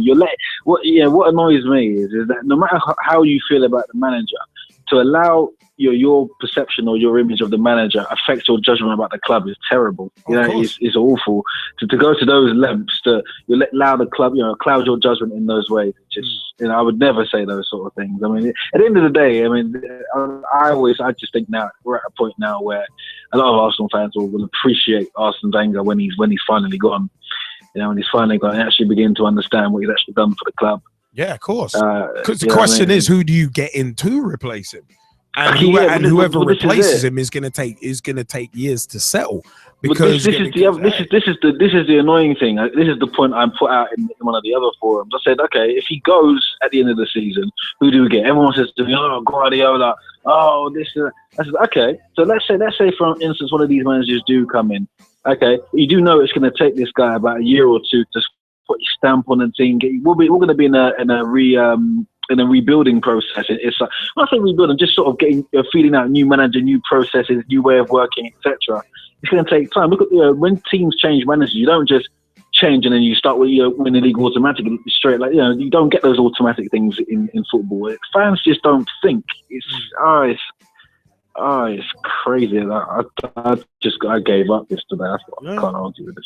I mean, it's one of them ones. I've had the same kind of discussions with Chelsea fans who wanted Mourinho out. And it's like, really, you weren't saying that 4 or 5 months ago. 4 or 5 months ago, you were happy to have him. 2-3 years ago, it was like, yeah, we need him back. And it's like, okay, you turned on him. All right, you do realize Goose Hiddink is only a short-term option. Once again, going for the short-term option. And it's like, yeah, but we're getting back on track. It's like, what do you mean you're getting back on track? Where are you getting back on track to? Mid-table? Because the season's finished. They weren't finishing the top 6. Because for me, it's one of them ones. 9 times out of 10, you ask a lot of football fan stuff, they'll be looking at the short term rather than looking long term and the ramifications of something long term as well. I mean, Brendan Rodgers' interview was quite interesting earlier. If you get a chance, if anyone within the sound of my voice, if you get the chance to see that from Goals on Sunday, very, very interesting stuff. You can tell Rodgers is trying not to bury people, but it is the fact of the matter is. What he said about Suarez, I saw that. What he said about everything, really. I mean, he lifted the lid a bit, to some extent, yeah. But for me, the fact of the matter is, Rooney scored in a couple games recently. Cool. We know he's a quality player. The 300k thing is insane. But as Jesse Fizzle said, it's a case of form is temporary, class is permanent. Mm-hmm. And anyone with half a brain would know that. And some of the vitriol that has been spat out at certain managers over the years has been borderline embarrassing, to be perfectly frank. But coming back in terms of results. Hey, Man United did the smash and grab. They got the 3 points, we didn't, and that's the bottom line. That's just the way it is. Arsenal in part passed the test. How many OWRs can I fit into 2 sentences? If you get the passing the test one. It's one of them ones, team corporate. But yeah, it's one of them ones. The Stoke Arsenal match was one of them ones. Could have went either way. Both games on Sunday, you saw a masterclass in goalkeeping. Not so much from Simon Mignolet, but from De Gea, Butland, and Cech. How important could is.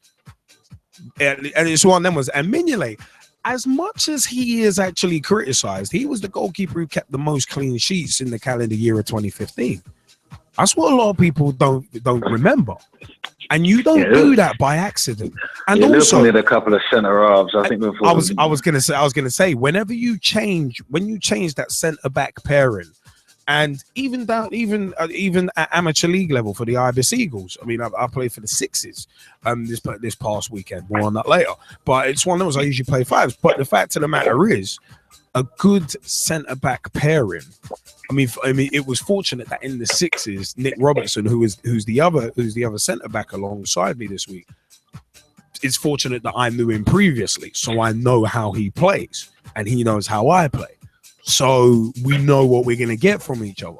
When you're constantly having to switch centre backs, whether it be injury, loss of form, or whatever, it's always going to make the goalkeeper's job a little harder. Because you expect different things from different centre backs. You ain't going to expect Kolo Toure to have lightning quick pace coming back. But then with someone like, say, Martin Skirtle, you ain't going to expect him to be playing the ball on the deck and playing it out of defence. So you expect different things from different people. And at the end of the day, of course, it's going to make a goalkeeper's job harder when the two centre backs in front of him, who really should be leading the line, when they keep changing. It's going to make it harder. So I mean, obviously Mignolet is culpable for, well, I mean, it's one of them was one of Giroud's goals. It was like, all right, late touch, but if you have a man on the front post, that doesn't happen. You got to look at the back line in that. It passed Lallana and Sacco before it got there. So it's one of them ones. But you know what, Mike Harneman, you actually did have a quick question for Nathan before we need to move on. Yeah, basically, I just want to know his thoughts on just how I'm thinking and what people have said as well. I think, obviously, Alexis is coming back in, hopefully, for this weekend. Joel Campbell's been in and played really, really well in his absence as well. It's regarding sort of Alex Oxlade-Chamberlain. Would you consider potentially a loan move for Oxlade-Chamberlain out of the club? Obviously, you know, he's not really going to get much game time when Alexis is back fit. Campbell more than capable. And I think for Alex, it could be, you know, it could actually help him to go out on loan. I'm just wondering your thoughts on that.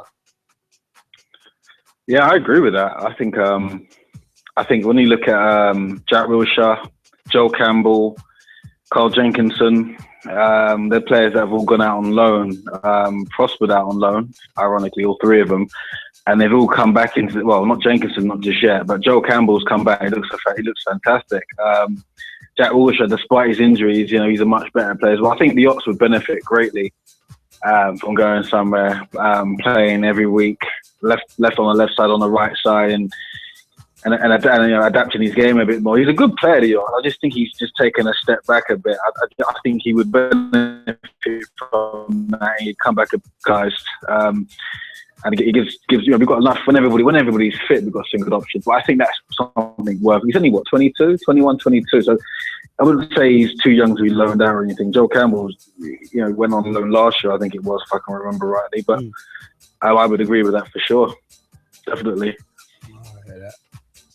I mean, you know, it is one of them. It is one of them where I said, with the January business that is going to take place over the next couple of weeks, it's going to be interesting to see who does what, because there's a lot of teams who need reinforcements immediately. So stopgap measures, loan signings until the end of the season with options to buy. That's going to very much come to the fore. I mean, there's been a couple of permanent deals which we're going to go into in the next segment, but I mean, Nathan, are you sticking around with us for a little bit? Yeah, I'm on. Cool. All good. You know what? It is one of them ones where it is about that time for a certain segment which is exclusive to your Monday Night Footballing Fix. And that segment just so happens to be... Oh, you didn't know? Ian Kerr's going to tell you about A-League football.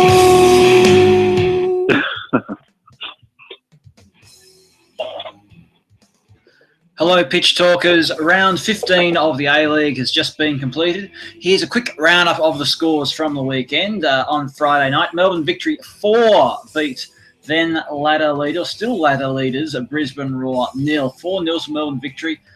The wheels had fallen off earlier. Have the wheels come back on, so to speak, or we'll wait and see. Saturday, Adelaide United 3 beat Central Coast 1. Central Coast still bottom of the ladder. Western Sydney 1, Sydney 2. An exciting Sydney derby on Saturday night saw Sydney end up with a 2-1 win. Also on Saturday night, Perth Glory and Melbourne City played a 2-2 draw over in the West. Then on Sunday, it was Newcastle Jets 3, Wellington Phoenix 1. Wellington lost again. Newcastle picked up a win, first win for a little while. Let's move quickly to the table. Brisbane Roar on top still with 28 points. Western Sydney Wanderers, 27 points. Sydney FC, 27 points. They're the top three. Then you've got Melbourne City on 25 points. Melbourne Victory on 24 points. And Adelaide now in 6th place with 20 points. Remembering that the top 6 playoff in the finals at the end of the season. Phoenix, Jets, Glory and Mariners rounding out the rest of the league. Now, it's a transfer window in Australia as well, and there have been a few players moving here and there, but the one signing that will interest Pitch Talk listeners, in particular one of the Pitch Talk hosts, is that Luis Garcia has signed for the Central Coast Mariners. That's right, the 37-year-old former Liverpool star. Hasn't played for 2 years, but that doesn't seem to be worrying the Central Coast Mariners too much. They've signed him in a bit experience in the squad, let's say, because there are a lot of young players in the Central Coast team. So, yes, Luis Garcia signed for 2 years. He was recently in Australia, played in the Liverpool Legends versus the Australian Socceroos Legends match, an exhibition match a couple of weeks ago. So he's on his way back now and will be joining Central Coast Mariners as one of their overseas marquees for the rest of the season.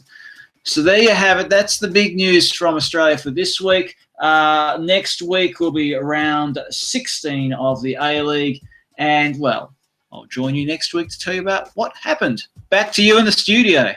Fantastic stuff. And a big time thank you to Mr. Ian Kerr for the exclusive to your Monday Night Football and Fixed Pitch Talk. Exclusive Australian A-League roundup. Luis Garcia, he drinks angry. It's one of those. It's great to see him back in the game, actually, because yeah, he's still got that quality about him. I remember seeing him during the in celebration of the '96 game. Back in 2014, it was one of them. He was still pretty damn good. So it's one of them ones. Gotta give him that credit. But yeah, big time shout outs to Finn Whiteline Magazine, finnwhitelinemagazine.com. Go over to their website. You can grab their podcast. You can grab the shirts as well. It's one of them was heard the roundup, buy the shirt. It is one of them was also facebook.com/Finn Whiteline Magazine, at Tweet Whiteline on Twitter. They're also on Instagram as well, at Finn Whiteline Magazine too. So big time shout outs to Ian Kerr, who is the editor of Finn Whiteline Magazine. They do have an issue of I think it's issue 3 of the magazine out right now. So go over to finnwhitelinemagazine.com and grab yourself a copy of that. Speaking of going and grabbing yourself something, we are just going to take a quick little pause for the cause, but we still have a lot more show left.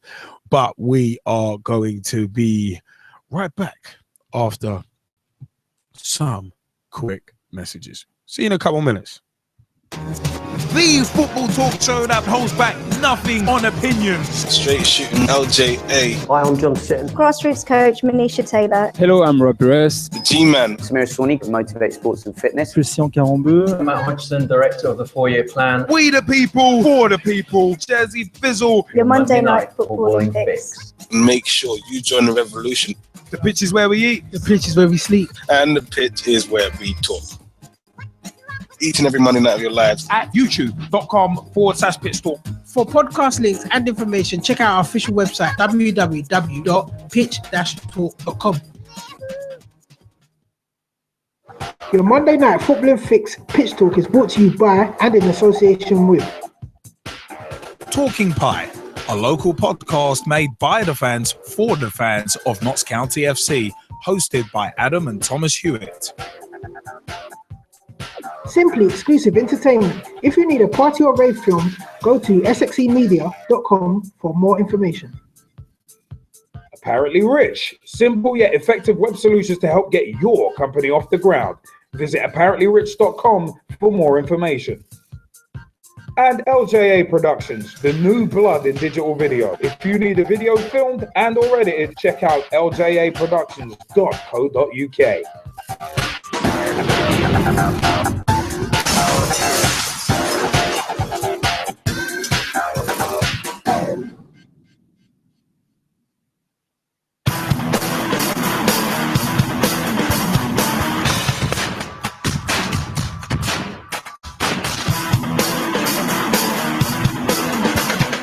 LJA Productions, the new blood in digital video, offering video production services such as video editing, video encoding for the web, including YouTube and Vimeo, audio recording, filming of interviews, promos, live events, and much more. Get in touch at www.ljaproductions.co.uk or Twitter/LJA Productions and let the new blood in digital video promote you.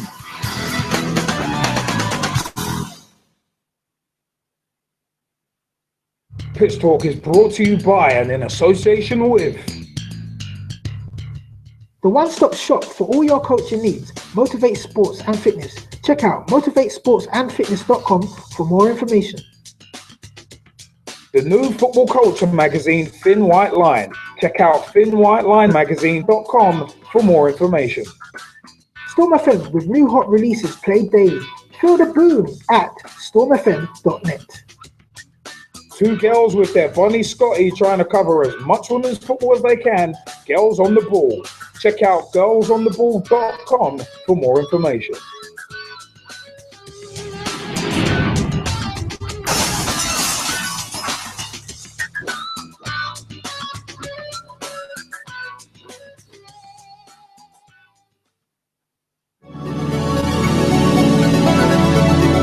Hello, I'm Russ Vernon. Grassroots coach Manisha Taylor. Christian Carambeu. Matt Hodgson, Director of the 4-Year Plan. Dave McLaughlin. I'm Rob Lusher. Andy Copeland from the Glennet Southern Amateur League. Philip Wick, I'm CEO of 14. Former chairman of Ibis FC. Chairman of Alexandra Park FC. And you're listening to Pitch Talk. The only place to get your Monday night footballing fix. Because the pitch is where we eat. The pitch is where we sleep. And the pitch is where we talk. Make sure you join the revolution, the football revolution.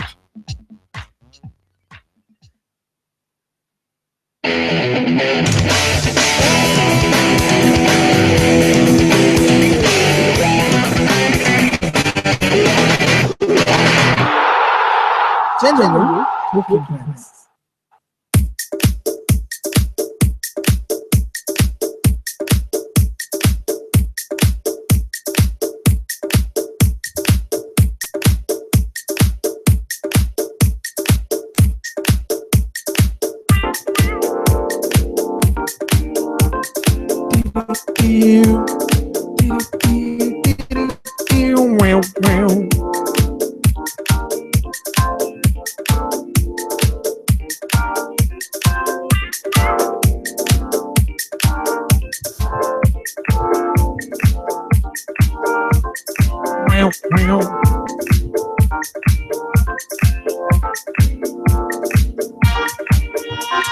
Boys and gentlemen, boys and girls, children of all ages. This is Monday night and we are live with Pitch Talk. It's organized mayhem and battle. I know I can't sing, but it's always good to have fun. Cause this is Pitch Talk. We are jumping into general talking points and where we are going to go in terms of general talking points. First, John Joe Shelvey, Newcastle signed Swansea midfielder for £12 million. On the 12th of January 2016, Newcastle United signed midfielder John Joe Shelvey from Premier League relegation rival Swansea for £12 million. 23-year-old passed the medical at St James's Park before completing a 5.5-year deal on signing a 5.5-year deal on Tuesday. I'm so glad that it's finally done, said the former Liverpool player. I drove up through the night to be here, so it's been a manic 24 hours, but it's all been worth it to come here and play for this great club. He's been capped 6 times by England and becomes Newcastle's second January signing after Senegal midfielder Henri Saviet's arrival on Monday. Shelvey signed a 4-year contract extension with Swansea in 2015 as the first player to leave since Alan Curtis took charge. Now, Liverpool will receive about £500,000 because of a sell-on clause. But he's also only started 3 Premier League games since October as well. His final appearance in the Swansea shirt came in the FA Cup 3rd round defeat at Oxford United. Speaking of Swansea, they are still going on. They are still 1-0 up against Watford. Ashley Williamson's goal, the difference between the two sides. But another transfer that kind of came as a ball out of the blue. Charlie Austin, Southampton signed a QPR striker, Charlie Austin, for a fee reported to be about £4 million. The 26-year-old joined the Saints on a 4.5-year contract after passing a medical. He scored 18 Premier League goals as QPR were relegated last season and was rewarded with an England call-up. He was our target in January. The number of goals he scored in the Premier League is amazing, said Saints manager Ronald Koeman. We are looking forward to having him in the squad and having more competition. That will be good. QPR director of football Les Ferdinand said the decision to sell Austin was made in the best financial interests of the club, as he could leave on a free transfer at the end of the season. We'll come back to that.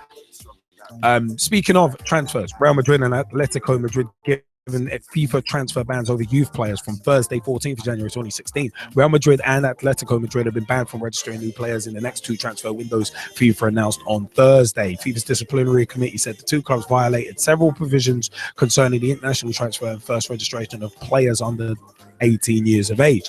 Real and Atletico were issued a transfer ban to last across 2 windows for breaking FIFA rules. Atletico were hit with an €823,000 fine, while Real Madrid were fined €329,000. Included in FIFA's list of players in question were the 4 sons of Real Madrid coach Zinedine Zidane. And funnily enough, it's one of them was they were actually left out of, I think it was the under-18 squad on Saturday for Real as well. But yeah, pending appeals, neither club will be allowed to register players until the summer of 2017, as they will be locked out of the next 2 transfer windows this summer and next January. So they can sign players this January. But the thing is, both clubs will still be able to buy players, as Barcelona did with Arda Turan and Alex Vidal last summer under the ban, but such players would not be eligible to play for the club until the ban has been lifted. So Turan and Vidal were unable to make their debuts for Barcelona until this month because they had previously been under a transfer ban as well. But it is one of them ones where it's all pending an appeal. This is where it kind of gets interesting. But Jezzy Fizzle, do you want to jump in first on the Real and Atletico transfer bans, and also Austin and Shelvey being on the move? Well, I suppose I'll go in the actual order. I think Charlie Austin moving was an eventuality, to be honest. I'm surprised it's taken this long. I thought he would have gone in the summer. I think for the QPR squad overall, even though his goals have been very important, I think overall for the squad, it would have made more sense for him to go earlier in the season, just so that, there's a bit more harmony within the squad, whereas now, his absence is notable, right? Whereas, if it happened earlier in the season, yes, for all the heroics from the previous season, you say, it's a real shame that he's gone and this, that, and the other, but you would have had time for another player to step up into his role, whereas now, what do you really do? Do you try to fill the void by the numbers? Do you spend the majority of that money on one player? What do you do? They're actually in a far worse position now, in my opinion, having sold him this late. It's going to be very difficult to replace him. There are some players, in terms of their contributions, they're very, very difficult to replace, and he's one of those players. But do I think Southampton have got a quality player? Yes, I do. I was surprised that he went to Southampton, to be honest. I was surprised that Southampton went for him. I honestly thought maybe Newcastle would be the destination. But, you know, I think he's going to bring something different to Southampton up front. And they're going to be even more exciting because of it. So I look forward to that. I look forward to him, you know, potentially repeating the trick, but this time it was Southampton. We'll have to see how it goes. I mean, I asked the question now: is he the legit backup to Graziano Pella? Does that mean that Shane Long or SH. Long, depending on who you speak to, is he now an out-and-out wide player? There's reports of him potentially moving to Liverpool. Is bringing in Charlie Austin one of the moves to kind of counteract that or not? Well, Ronald Koeman has actually said no one is for sale. So he's at least said that. Fair enough. So, you know, like as I say, I think it's a very interesting move. And, you know, in terms of forward options, they've got quite a few. You know, you've got Sadio Mane who can play through the middle. Graziano Pella, as I said, now Charlie Austin. SH. Long, who also can play through the middle. So, you know, again, looking at the attacking options, there's quite a few there for Southampton. And it's going to be interesting to see how, you know, all of those options interact with each other. And, of course, Dusan Tadic, even though he is more of a wide player, he can also play through the middle. So, again, options galore for Ronald Koeman. In terms of John Joe Shelvey, I was surprised. Yeah, he's not getting that much game time at Swansea anymore, but I mean, like, let's be honest, he's been one of Swansea's better players since he moved there. So why they decided to let him go? Like, yes, 12 million to me is a lot of money for him, but you know, I was just surprised that they let him go. He's a solid midfield option. He is an England international, and when he's on form, you know, he is one of the better midfielders in the Premier League. It needs to be said. So for him to go to Newcastle, impressive. I mean, Newcastle need midfield options, but the issue that I have with Newcastle at the moment is, okay, you signed another quality player, but what they really need to do is separate the wheat from the chaff and actually get some of the deadwood out the squad, not collect another good player who, you know, essentially is going to get lost in the shuffle just by the numbers. You know, there has to be some players leaving St. James's Park to balance this all out, in my opinion. So that's really the only gripe that I have in terms of the signing. Overall, do I think it improves Newcastle in the Royal Park? Absolutely. As I said, he's a quality player. So it's going to be interesting going forward, exactly to see how all of that pans out. So we'll just have to wait and see. Now, on to the Real Madrid and Atletico Madrid transfer bans. And these are in regards to youth players, right? So does this mean that they can't sign youth players now? Is that what this means? Well, the thing is, it because of their signing of youth players? It's because of their signing of youth players, including the thing that ironically enough, including Zidane's 4 sons, which Florentino Perez was saying, "Oh, that proves the absurdity of the punishment." But it's kind of an odd one because they can still buy players, which I'm going to get into my view on this in a sec. But they can still buy players. But they just can't register them and they can't play them until the ban's over. But I'm coming back to that. Well, like, didn't we see Barcelona go through something very similar? It was exactly the same. As soon as the ban lifted, right? They were like signing, I think it was like over 100 players or something, including youth and B team players. Yeah, what's it? Vidal and Turan got, and they basically in like the space of a day, just registered a bag of players because they could buy them, but essentially you can hoard them. You can still buy players. You can hoard them. But I said, finish your point. I'm going to come on to it. Well, like I find these transfer bans very interesting because I asked the question, what purpose do they actually serve, right? Because there's not really a ban. As you said, they can still go and spend the money, although I have to ask the question, where are they getting all that money from? Maybe the club is also guilty of tax evasion and tax fraud, like their players. I have to throw that out there because I'm wondering how they're able to go and pay these staggering fees. But having said that, I think these bans as they're so labelled. I mean, they don't do anything. So you might as well just not bother with banning them in the first place, because, as you said, they're still going to sign players, hoard them, and then as soon as the ban lifts, everybody's registered, everybody's good to go, as with the case of Arda and Vidal, as you said. And I just don't understand it. Last time I checked, right, a legitimate ban meant you cannot do anything. Yeah, you're not allowed to make any sort of transaction whatsoever. That's a ban, right? So, for example, if you're banned from a nightclub, listen, you're not getting in.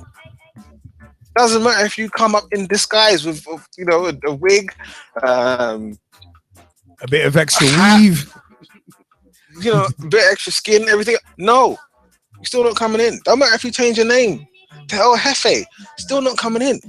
El Jefe. Still not coming in. So I really don't understand the purpose of the ban if the clubs can still go and sign players and, as you say, hold them until further notice, so on and so forth.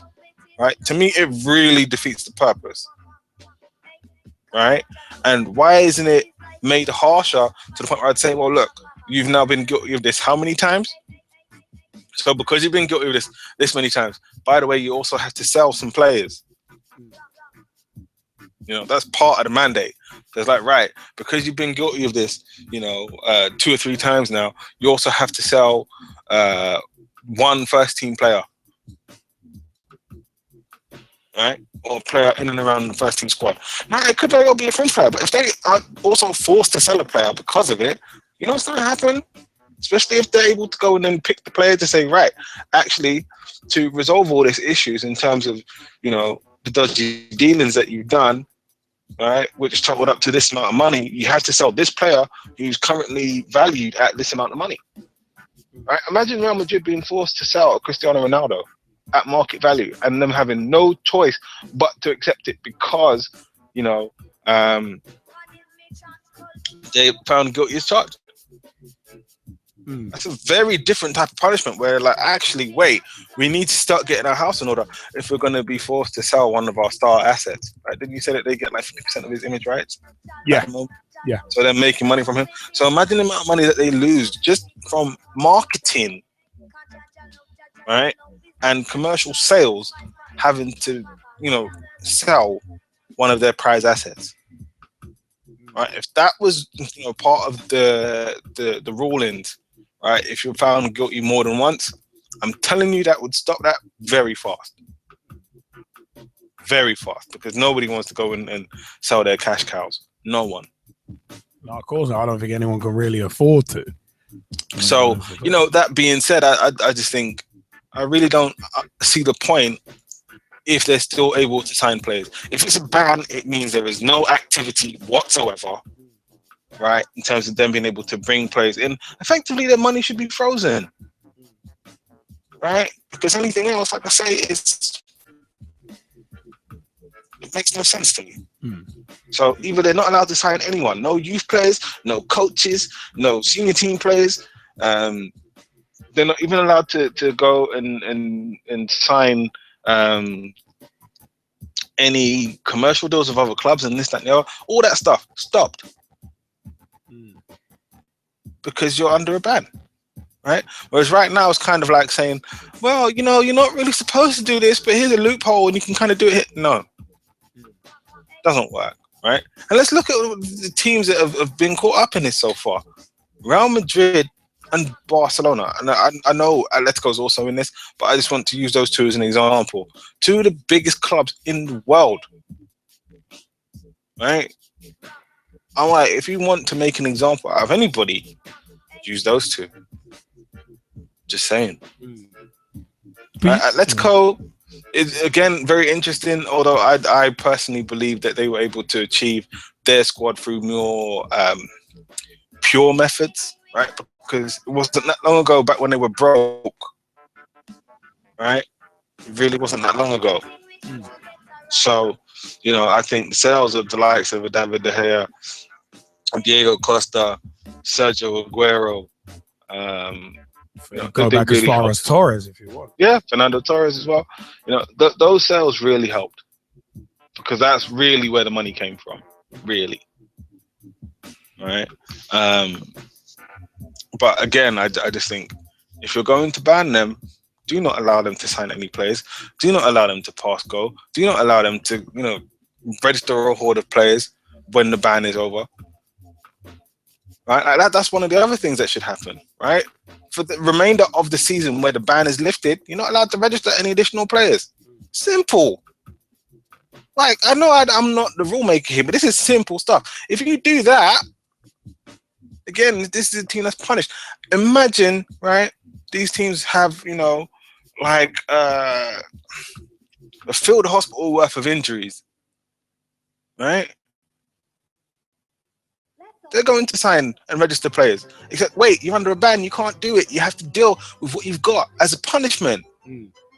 Whereas now, really, this ban isn't a punishment at all. Like, I don't even know why we're talking about it as a ban, because it really is inconsequential. Do you know what? The thing is, one of the major things that I wanted to say about this ban, or a great case of if you're going to punish uniformly and in a draconian fashion. Atletico Madrid have not only they got more euros as a fine. First and foremost, which is a bit odd, but it's one of them was. But this is the thing for me about these transfer bans. Remember what Barcelona did when they got news that they were going to be banned for 2 windows. Yeah, sign players. No, not even that. Not even that. They appealed. So when they appealed, they delayed that ban for longer, so that they could sign guys like Vermaelen and Suarez, because it's like, well, the ban doesn't come into effect yet because we're repealing it. So the drawn out appeals process gave them another 6 months. Yeah. So and there's nothing to say that these teams can't do that again. That's exactly, and they might as well. That's exactly where I was going, because because at the end of the day, you think a team like, say, especially with Real Madrid, you think a team with the amount of stroke that they've got in the world game isn't going, they're blatantly going to try and do that, because otherwise they've only got 2 weeks to sign whoever they're getting. So it's one of them ones. For me, it's about sending a message. This is the common thread throughout these 3 stories. Sending a message. Charlie Austin to Southampton. QPR only sending for 4 million sends a message that club is shambolically run. Because bearing in mind, I think they turned down 2 £10 million bids in the summer. If Les Ferdinand was being honest and it really was for the financial good of the club, they would have gotten shot in the summer and got double what they got. So I'm not believing that line. I'm not believing that line at all. And it's one of them. It just so happens that Charlie Austin has been injured for quite a bit this season, but he's still almost in double figures. But the fact of the matter is, Shelvey costing 12 million from Swansea to Newcastle, and yeah, he had the assists. He got 2 assists in his debut. Fine, but before that, the 12 million was agreed before that. So it's one of them. Was him costing 12 million. Charlie Austin, after his exploits this season in the Championship and last season in the Premier League, only going for 4 million. Southampton have got a bargain. I was saying to a couple of my housemates yesterday, it's one of them was Charlie Austin for 4 million. I'd have taken him at Liverpool for that. That is a lot less of a risk than 32.5 million for Christian Benteke. Hell of a lot less of a risk. I mean, 4 million you could write off. So it's what if it doesn't work. So it's one of them ones. To me, QPR. All right, yeah, they could have lost him for free in the summer, but at the end of the day, you may as well sold him last summer and got more than double. So financially, doesn't really make sense to me. Yeah, QPR are at a loss. They are literally at a loss, because here's the thing: there were talks last season. Charlie Austin was valued between 15 and 20 million. Yeah. And now he's gone legitimately for a quarter of that. 2 £10 million bids as well in the summer. So it's I don't understand it. Right. At the end of the day, here's the thing that really puzzles me about QPR's decision to let him go for 4 million. I understand, right, that they're literally putting a position between a rock and a hard place, because they kind of have to take the money that's offered to them now. That makes sense to me. Yeah. And here's the bit, right? QPR's wage bill is, compared to other championship teams, astronomical. Oh yeah, of course. They're waiting on a potential financial fair play ban of 60 million quid. right? So it's one They've got that looming over their head. So I'm like this, why not bank as much money as possible, especially if you got £15 million offers last season, right? Take that. You can at least say you're going to give 5 million back to whoever's in charge to say, right, you know, go and find a diamond in the rough somewhere with this 5 million, and you've got 10 million to pay. Yeah. Whereas right now, they have neither of those things. Right? 4 million for arguably your best player over the last few seasons. That doesn't sound right to me. No, of course not. But another thing that doesn't sound right to me is Real and Atletico Madrid being able to sign players during this ban. I mean, well, it's being able to buy players. See, this is the thing. This is why, to quote Jim Cornette from his Breaking Kayfabe, it's an effing circus. These bans are legitimately a circus. The fact of the matter is, I said, Barcelona worked their chicanery and ended up signing Suarez and Vermaelen because they worked the chicanery and just delayed the ban by appealing it. Even though they probably knew they were going to lose it, they appealed it just because, hey, you got to wait until the appeal process is over before receiving your punishment fully. So it's one of them ones. It's just stupid. As you said, everything should be frozen. You should not be allowed to bring anyone in. You shouldn't even be allowed to sell people, to be perfectly frank. It should be a legitimate ban. No activity for transfers at all. In, out, sideways, up, down, left, right, don't care. Nothing. Hearing me? Nothing. It's the fact of the matter is, for me, it's a case of these bans are an absolute joke. And you know, if Atletico were to try and pull that chicanery, they get shut down straight away. But with Madrid and the stroke that they have, hey, they'll get away with it. But the thing for me, one of the major things for me is just the pure fact that you get that they can. That it's just one of them ones where it's just the fact that it can be delayed. I really don't like that. And also the fact that they can still sign players. So essentially, as I said, they can just become basically a storage closet for a bunch of players. So basically, you can literally stall a player's career for a year, basically, in terms of 2 transfer windows, because we bought this guy, don't use him, we don't want him getting injured. That's essentially, if you're buying players during a transfer ban of 2 windows, you're essentially doing what the WWE does with the no compete clause, except that one's only for 90 days. This one's basically a year plus. You're basically stalling someone's career, because of course, if Real Madrid buy someone, of course, if they're gonna buy someone, they're not gonna want them to play. And let's say they get injured and they're out for a year and a half, or they get injured right towards the end of the ban and they're out for a year. Then Real Madrid are going to turn around and start suing people. You know they're going to do it. So it's one of them ones. It's just a funny one. But I mean, I just love the fact that Madrid are already moaning about it. And it's like, well, if you were, what's a case of, if, hey, you know the rules. If you've botched, and Real Madrid have tried to get away with bending rules anyway this season. I mean, bearing in mind, I think it was in the Copa del Rey, they played an ineligible player. So this ain't the first time that Real Madrid have tried to get around the rules. So it's one of them ones looking at priors. Then this one of them was throw the book at them. This one of them was throw the book at them at the end of the day. I mean, for me, you shouldn't be able to register players. You shouldn't be able to buy players. You shouldn't be able to sign players. Bun pre-contract agreements. You shouldn't be able to do that either. It's one of them ones. You shouldn't be able to do anything. So I bugger that. You violated several provisions concerning the international transfer and first registration of players under 18 years of age.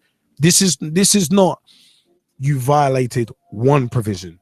This is the 2 clubs have violated several provisions. Several. And this is to do with young players as well, who we've discussed in regards to ages. It's one of them was the fact of the matter is young players need protection. They don't need to be exploited. It's what that's for me. That's what this kind of ties into. it kind of ties into that loosely as well. So it's one of them ones. I mean, as I said, it's just so it's a circus. It really is. I think it's a real circus. I personally couldn't give a damn what effect. Some have said, oh yeah, this is going to affect a bunch of other teams around Europe. Bugger that. This is not about other teams around Europe. This is about two teams. This is about two teams breaking the rules and being punished for it. That's what this is about. This ain't about Eden Hazard moving to Real Madrid or Paul Pogba being linked with Madrid or David De Gea moving to it. It ain't about that. Ain't about that. Anyone who's trying to use that to say, oh, this is going to be a bad thing, shut up. It's one of them ones. I could give less than a damn about that.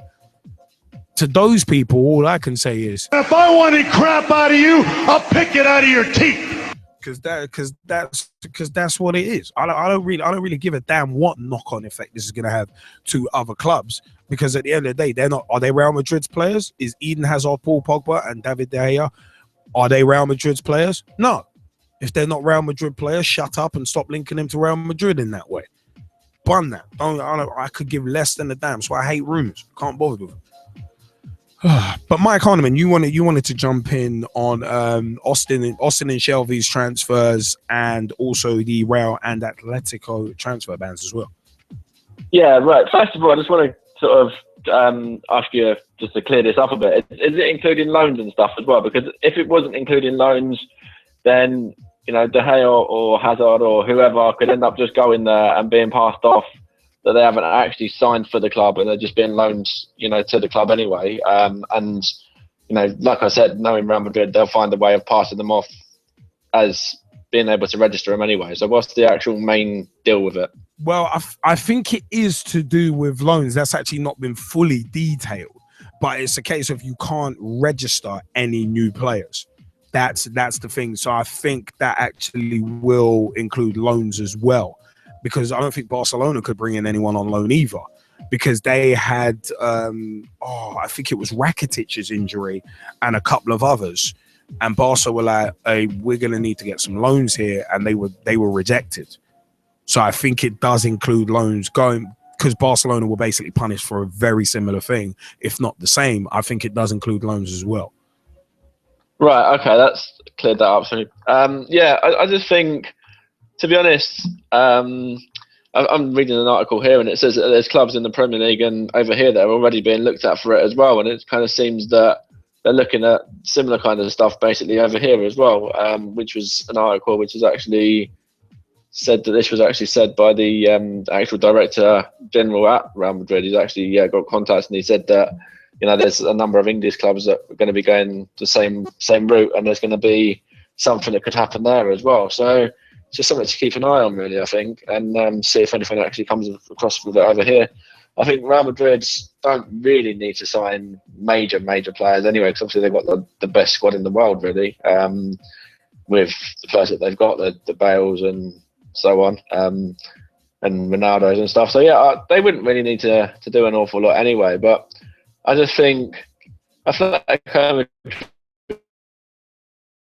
Madrid, really, whether they were players that they kind of brought up through the youth ranks and stuff themselves and actually developed, I think it's a bit harsh on Atletico Madrid because obviously, he was saying that they'd basically been punished a lot worse than Madrid had, the other Madrid had. So I just think that with Atletico, it's a little bit harsh on them. But again, like you're saying, if you're going to punish them, you've got to punish them, in the same way. So I think it's a little bit harsh to go a little bit over the top on one and kind of go a little bit easier on the other. I think that's a little bit harsh there, but to be honest, I think overall probably the right thing to do, but should have been actually punishing them in both the same way. I mean it is a mad one that you can kind of get away with that pretty much. But I mean, the Austin and Shelvey deals, what do you reckon on those though? Yeah, I think the Shelvey one is a good move for Newcastle. I don't know where they've got all this money from all of a sudden. Like, they Servette signed in, the signing of Shelvey looks like potentially Andros Townsend going there as well. So which they didn't really have before. I don't know where they're getting this money from or whatever, but I think Shelvey showed on his debut against West Ham the kind of player that it'll be for them.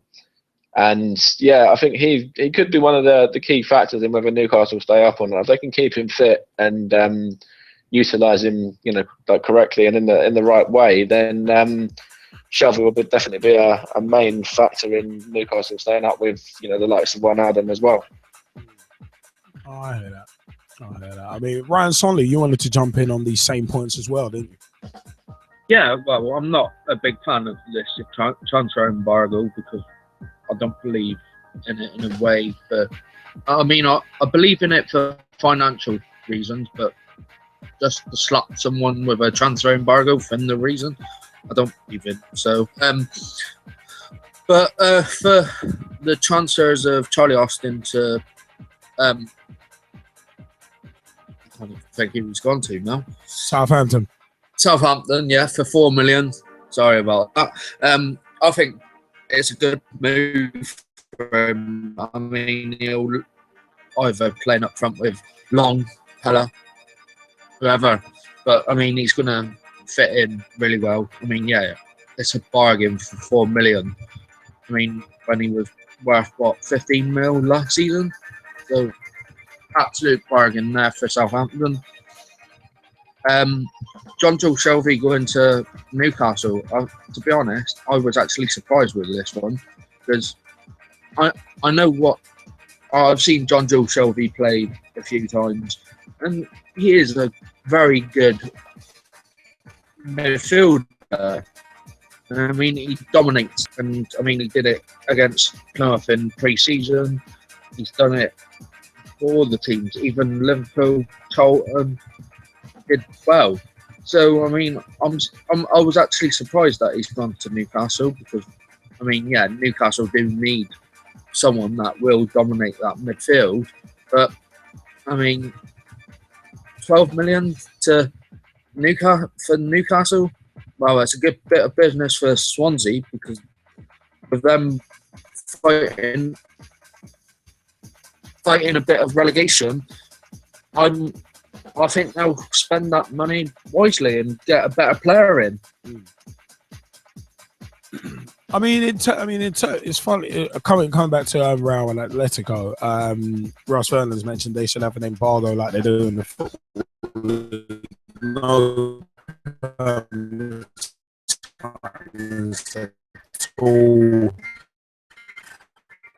just freezing.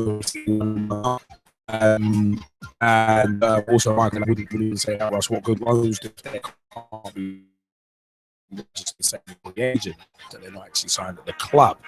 To which also Ryan said, and if they do sign someone, they should be allowed to embargo building them. That's the only thing. I mean, if you're gonna ban someone, ban them properly. Not these bans. I mean, you can't. You're either banned or not. You get sent off. You get a straight red card. You're banned for 3 games. You get 2 bookings. You're banned for 1 game. You're not banned for 45 minutes. You're not banned for this. You can't be half banned. But Jamie Bailey has said Real have been looking for the replacements for their current squad. Atletico have the replacements, but unfortunately won't be good enough to get out of the transfer ban. So it's one of them ones where it's an interesting one. I mean, James also said the embargo only works for anyone outside the top leagues because they don't have the money to compete with the elite leagues. So, and Tom Wood has also said about Shelvey impacting Michael Thompson to pick him for the Euro squad. You never know. There's also a good move for Austin to Shelvey, in my opinion. Can see them both doing well. So it's an interesting one with those 2 transfers. I think Austin's a bargain. 4 million quid. I mean, Mike Hardiman has also said, as for Austin to Southampton, I think it's a fantastic sign, and I'm surprised where he's gone, considering that other clubs could have come in for him, but he's definitely prolific. Yeah, 4 mil's a bargain. I said 4 million. I'd have done a whip round. I've done one of them change.org petitions. Yeah, get Liverpool to sign Charlie Austin. 4 million's a bargain. So it's one of them ones. It's not too bad. But you know what, yeah? It is one of them ones where we still have more show left. And you know what?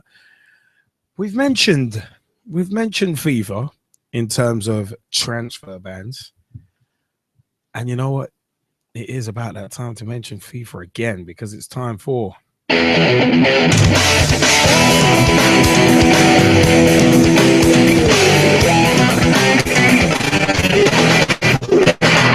International and continental talking points.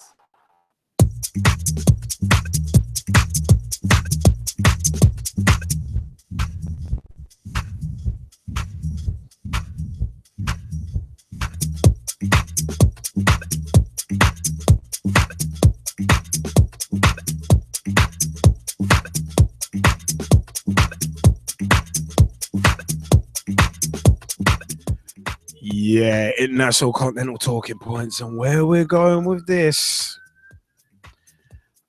I said the transfer bans and embargoes and that kind of thing are an effing circus. Michel Platini will not stand in the FIFA presidential election.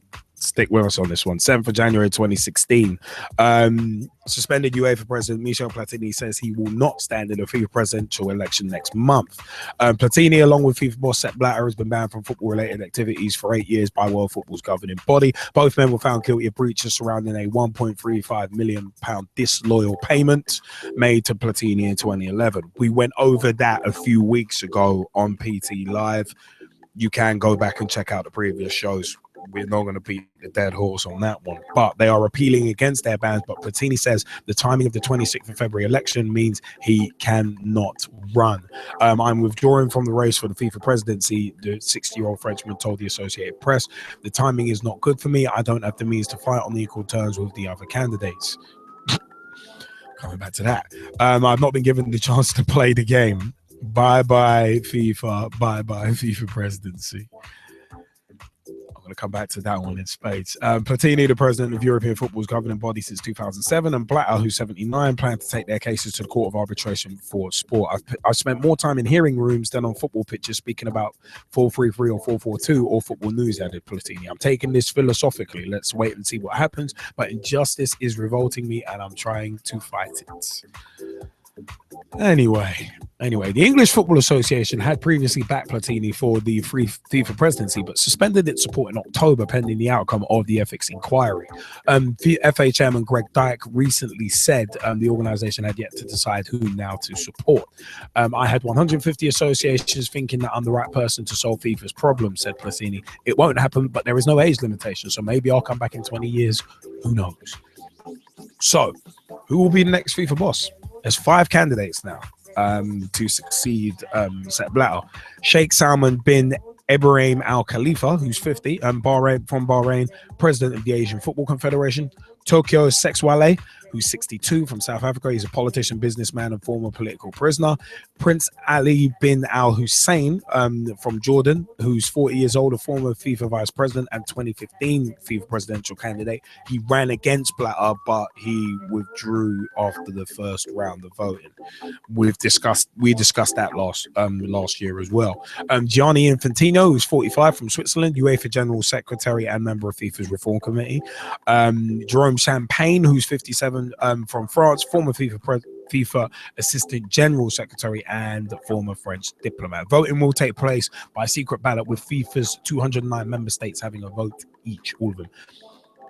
More on this situation now. FIFA sacked Secretary General from the 13th of January 2016. World Football's governing body FIFA has dismissed Secretary General Jerome Valcke. The Frenchman, who's 55, was provisionally suspended from football for his alleged involvement in a scheme to profit from the sale of World Cup tickets. He was released from his duties on the 17th of September after being accused of a series of FIFA ethics code breaches. Appointed in 2007, the former right-hand man of FIFA President Sepp Blatter has denied any wrongdoing. The duties of the Secretary General will continue to be assumed by the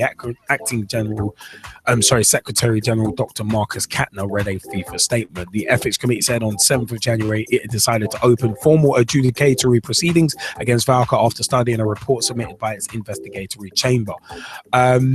Valka has also been accused of being party to a potential £6.8 million bribe paid to Jack Warner, the former head of North and Central America Football Association governing body CONCACAF, in return for his vote and back into South Africa's successful bid to host the 2010 World Cup. FIFA's Ethics Committee has already recommended that Valka should be banned from all footballing activities for 9 years. Valka has now been sacked twice by FIFA.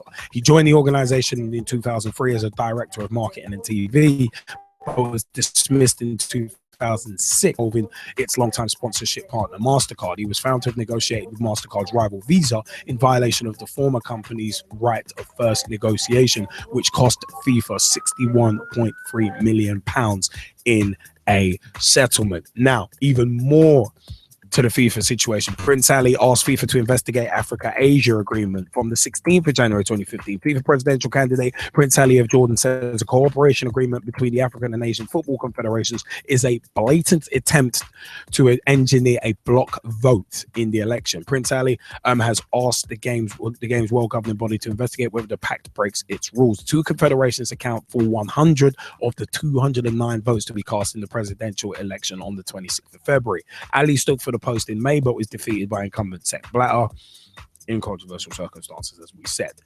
But the cooperation agreement, the Confederation of African Football, the CAF, has signed a memorandum of understanding with the Asian Confederation, Football Confederation, AFC, to strengthen, intensify cooperation and strengthen capacity of various stakeholders in Africa and Asia over the next 4 years.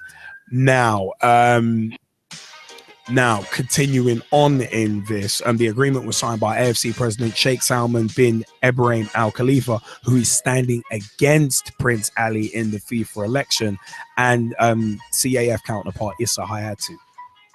Big key point in that one. Prince Ali believes the two confederations have agreed a deal to back Sheikh Salman, head of the Bahraini Football Association, in the election. So it is one of them was Domenico Scala, the FIFA's Audit and Compliance Committee chairman, is likely to decide whether the agreement breaches election rules. So they are looking at it. Now, Chazzy Fizzle, you want to jump in on this first before I do? Well, I don't really know where to start, because the funny thing, especially with Jerome, right? Okay, so they want to ban him for 9 years. Yeah. Why? Like, 9 years is a waste of time. Either it's a lifetime ban, you're never getting back in. Do not pass go. Do not collect £200. Go straight to jail, and you're never coming out, right? Or it's not even worth talking about. To me personally, right? And another thing about this guy's got previous. Yeah, he's already been sacked by FIFA twice for dodgy dealings while he worked there. So, like, I mean, I really don't get it. I really don't get it. So, I'm not saying that people can't change. I'm not going to say that, because that's not true. People can change, right? So, he goes back, essentially does something similar, and now it's like all the cat claws are out. And you know what he is now? To me, he's a scapegoat. That's what it feels like.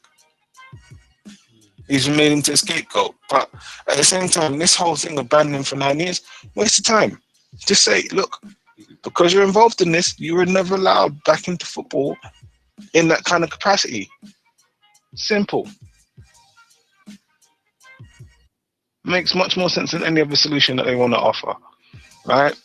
Looking at the candidates, right, I'm going to say something really bold, and you may disagree with this, but I'd say scrap the lot of them and let's get a new round of candidates. Yeah. Right? Because when Prince Ali, like, once upon a time, he was going to go and run, and then he decided, maybe not. Nah. Sorry, mate, that was your chance, and he didn't take it, so no. Right? If the Asian Football Confederation are going to be looked at in addition with Africa's Football Federation, right? I'm sorry, but to me, that kind of rules out Sheikh Salman bin Al Ibrahim Al Khalifa, right? That rules him out because he's part of the Asian Football Confederation. He's president. So no, can't get in. Right? Jerome Champagne, former FIFA Assistant General Secretary. No, sorry. You're not getting in. Right? Gianni Infantino, UEFA General Secretary and a member of FIFA's Reform Committee. No, sorry, you're not getting in. The only person who could possibly, out of all of these, honestly, who could potentially stand as a candidate again, in my opinion, would be Tokyo Sexwale. He'd be the only one. All right? And even then, it's like, you're a politician as well. Not really sure. Yeah, politics and football is not the. So, as I say, for me, just get rid of everyone. Get rid of every single candidate that's currently standing. Say, no, it's not going to be any of you. And just try again. Yeah. Right? Because, as I say, anything else, it doesn't work for me. I'm sorry. You know what? I'm with you on that one because at the end of the day, it's just going to be same old, same old. I mean, you look at you look at what's happening with Sheikh Salman bin Ibrahim Al Khalifa. Do you not print like Prince Ali of Jordan, Prince Ali bin Hussein? You know what? The fact is, there's no clear favorite out of those five. Platini was clearly the favorite before. And I still reckon that he'll get around this ban that he's got, or he'll delay the appeal long enough, and he'll announce that he's running again. I still think he's going to end up the next FIFA president because it's just been set up for him. It really has. I still think this is a work, and he is going to end up as the next FIFA president. Still feel that way, and I'm not going to change that. But that the Jerome Valcke thing is just hilarious. It really is. So nice he got sacked twice. I mean, the fact that he joined in 2003 and got dismissed in 2006 over a scandal involving negotiating with MasterCard's rivals Visa and violating a company's right of first negotiation. That proves firstly he's unscrupulous, and secondly that he's an idiot. And secondly, his involvement in a scheme to profit from the sale of World Cup tickets, that just proves his corruption even more. That proves his corruption. You already had one instance where he was found, where he clearly showed you his corruption, and FIFA took him back. So that look, for me, that reflects badly on FIFA anyway. That makes FIFA's corruption look even worse. The fact that someone's proven that they've been corrupt and you know it, and you still taking them back. So okay, fine. And then this second time as well. And also he's accused of being party to a potential bribe paid to Jack Warner. It's like, this dude, there's 3 separate instances there. Bun this 9-year thing. It's one of them. Was the fact that he's not only been outed as corrupt once, not twice, but 3 times. There were 3 separate occasions where the dude has been outed as corrupt. Ban him. No, you should have banned him for life after the first time, let alone the second. And now this is free, and you're only looking at 9 years. Man, ban that. Just ban the guy for life. He's clearly going to do it again. He's done it 3 times. He's clearly going to do it again. And you'd have to be an idiot to not recognize that. For me, but coming back to Prince Ali, wanting to investigate this Africa-Asia agreement, I'm with him on that, because those 2 confederations counting for 100 of the 209 votes to be cast. That's basically half the vote. So anyone who can get that block, and blatant attempt to engineer a block vote. Anyone who can get that block vote has basically won. You can basically guarantee a win. If you get 100 out of 209 votes, and there's what four other candidates. You basically got a natural majority there already. So no, it's just like the World Cup is for 2018 and 2022. It's collusion. This memorandum of understanding between the African Football Association and the Asian Football Confederation.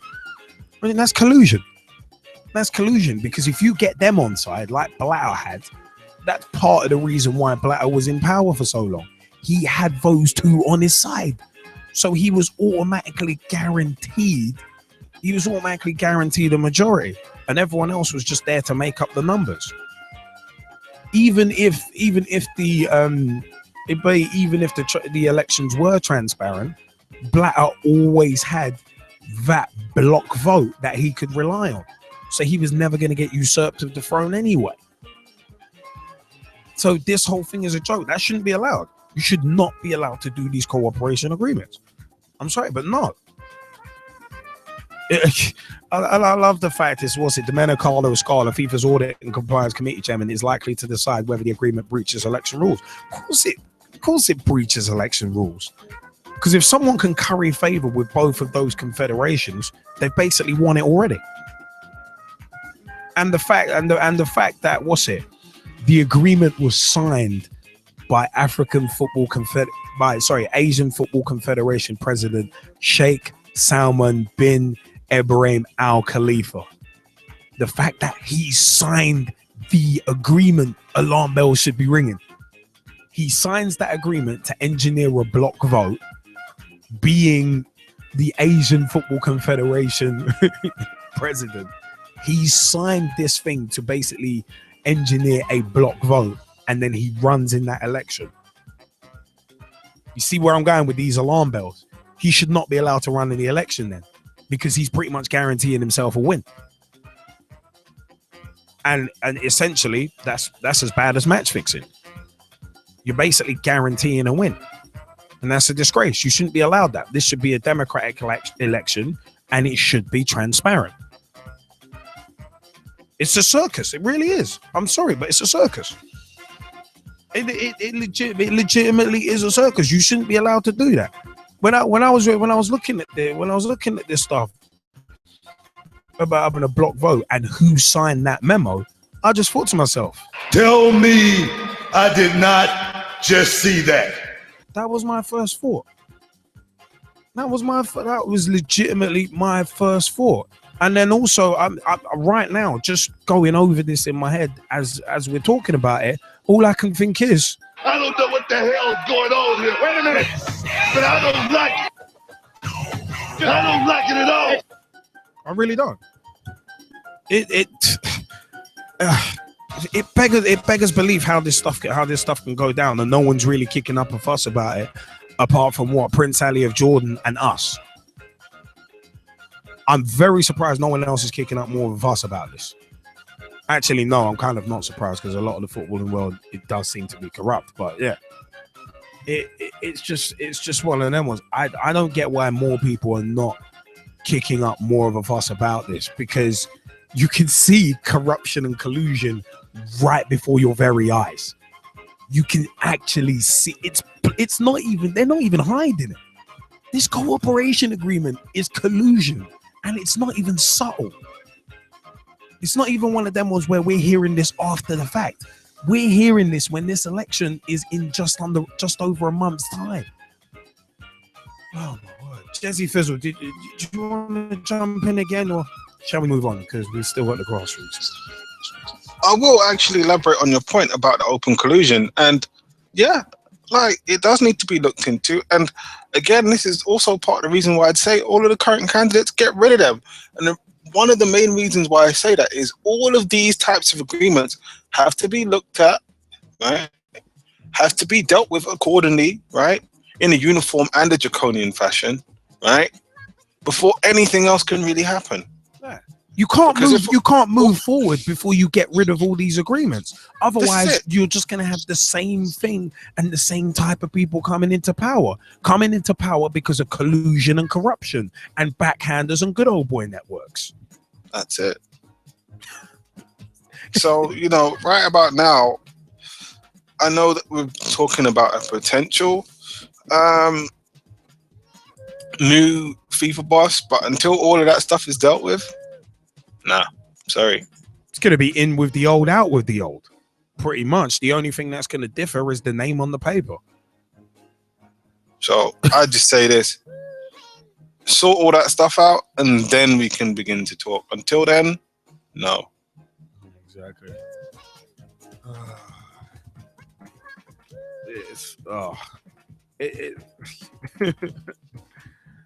I mean, I don't know, man. I don't know, man. It's just mad. It's just absolutely mad. I don't know. I really don't know. But you know what? Yeah, it is one of them ones where we're in the home straight of the show, and we're gonna round out this week with a segment near and dear to a couple of us in the Skype chat, and that is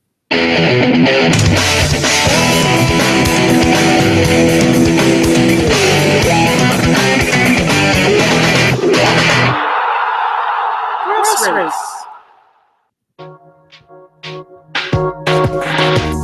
Grassroots segments. Oh yes. Oh yeah. Yeah. Yes, the grassroots segment of PT Live right about now. And you know what, where we always start is a big time shout out to the Southern Amateur League at 14SAL on Twitter and www.southernamateurleague.co.uk. Also a big time shout out to the Amateur FA as well, the Amateur Football Alliance at Amateur FA on Twitter, and also www.amateur-fa.com. Also, the AFA Youth Council as well. Facebook.com/AFA Youth Council on Twitter as well. Big time shout outs to their chairman, who is Mr. Gerald David, and he is our latest Pitch Talk Meets guest. So youtube.com/Pitch Talk. Check out his Pitch Talk Meets on youtube.com/Pitch Talk. We actually do have a whole segment that is devoted to the AFA Youth Council. So have a look at that. You know what? Results and a bit of analysis too. So one of them was the Ibis Eagles AFC. Big time shout outs to www.ibiseaglesafc.co.uk. Facebook.com/Ibis Eagles AFC is the group, and at Ibis Eagles AFC on Twitter as well. Big time shout outs to everyone involved with the Ibis Eagles. There's one of them was, of course, match days are on Saturdays anywhere within the M25, and training is at Battersea Park on the bottom corner at the Astro Turf at the bottom left hand corner of the park near the Adventure Playground. It's a 7:30 p.m. meet. It's 30 minutes of fitness work at first, and then a full hour on the Astro. No boots, no molds, only trainers and Astros. So it's one of them. Was results from the 16th of January 2016. Ibis Eagles 3. The ones drew 3-3 at home to East Barnet Old Grammarians, Ebog. That was 3-3. Lloyd's Warren Reserves 3, Ibis Eagles Reserves 2. 2 men were actually sent off in this game as well. HSBC 5s drew 0-0 with the Ibis Eagles 3s in the ISEH Cup. HSBC won 4-2 on penalties. Merton 4s versus the Ibis Eagles 4s was postponed. The Ibis Eagles 5s went down 1-0 to Bank of England 4s at home. Apparently it was a speculative effort from distance. As well, and was from because I obviously spoke to the a lot of the 5s guys afterwards. I was originally supposed to be subbing for the 5s in that game because I'm coming back off injury, but the Ibis Eagles 6s won 1-0 against the Civil Service 9s. Ben Herbert's with the only goal of the game. It was one of them ones where I actually played in that game, and I didn't know until like a minute or two. It's like a minute or two before kickoff I found out that I was going to play in this game because the Sixes at one point just before kickoff had like 9 players. So a couple of guys were running late. So it was like, hey, who wants to play for the Sixers? It's like, no, I don't really mind. So it's one of them ones. It was an interesting game, actually. The fixtures actually coming up for the 23rd of January. Bank of England host the Ibis Eagles 1s. The 2s are hosting Broomfield Reserves. Polytechnic 4s are hosting the Ibis Eagles 3s. It's going to be very interesting, little local derby there. The Ibis Eagles 4s will be hosting Old Wilsonians 4s. They're going to be traveling quite a bit. Merton 5s host the Ibis Eagles 5s, and the Ibis Eagles 6s host Old Blues 4s. So it is one of them ones. So some interesting looking ties coming up there. I think I might end up playing 6s again after this week. It was one of them. Was big shout out to Dorian Bunker, actually, who said to me after the match that I put in a man of the match performance, and he was like, hey, appreciated the compliment. But yeah, I actually really enjoyed playing for the Sixes. Myself, Gavin, Namo Matamisa, and Nick Robertson, for the first time since last season, actually got to play on the same side again. Yeah, because we haven't played on the same side this season, because them guys have been playing in the Sixes and I've been playing for the 5s, but I've been out injured for a month and a half. So it's one of them. It's good to get 90 minutes under the belt. And coming out of it unscathed as well. Yeah, so this is a match that could have actually went either way. And it was one of them ones where when Ben Herbert's goal went in, it was like just inside the box, corner came in, was half cleared, and Ben just curled it in, and it was like, yes. It was like, yes. It was such a relief as well. So then all we had to do was just kind of hold it. Got to meet Vic John though, who is one of the committee members of the Ibis Eagles. Hadn't met him before. I'd spoken to him, but hadn't met him. Yeah, it was interesting. Vic and Gav went off both with hamstring injuries, unfortunately. But it was one of them ones where it was an interesting game. I said could have went either way, but we dug in. Wasn't pretty. Was never going to be on the pitch, but it was one of them ones where we dug in and really put in a shift. I mean, Ben Herberts was limping at one point as well because he had to come off because his knee was killing him, but he came back on. Dorian filled in at left back at one point. It's just one of them ones where it was just kind of mad. And Pete at right back was pulling up with cramp towards the end of the game as well. But everyone really put in the shift, and the 3 points actually had the Sixes in a really, really good position with a couple of games in hand as well. So it's one of them ones. It is really cool stuff. So very much enjoyed it. Like I said, yeah, big shouts to the Ibis Eagles. Their official website, www.ibisEaglesAFC.co.uk, at Ibis Eagles AFC on Twitter, and Facebook.com/Ibis Eagles AFC as well. Big shout outs also to Hackney Wick FC, who were actually featured on BT Sport this past week as well. Big shout outs to at Beautiful Game 15 on Twitter and Two Men in Search of the Beautiful Game on Facebook. Daniel Magner and Tom Sparks, who actually got us in touch with Hackney Wick FC originally. Hackney Wick FC are at Hackney Wick FC on Twitter and www.hackneywickfc.com. It is one of those. Remember, their academy is actually starting up this month as well. So if you know any kids in the Hackney area that want to play football, get them in touch with Hackney Wick FC. Big shout out to Porter Sockability as well. Their manager's name is Nigel Stewart. Their contact number is 07891 839 171. They train every Saturday from 10 until 12 a.m. to p.m. once a month, 6S free UQ, and they're facebook.com/Porters Sockability. That's Porters, SOCCA, and then Bility as well. Tom Wood, you got something to mention quickly before we?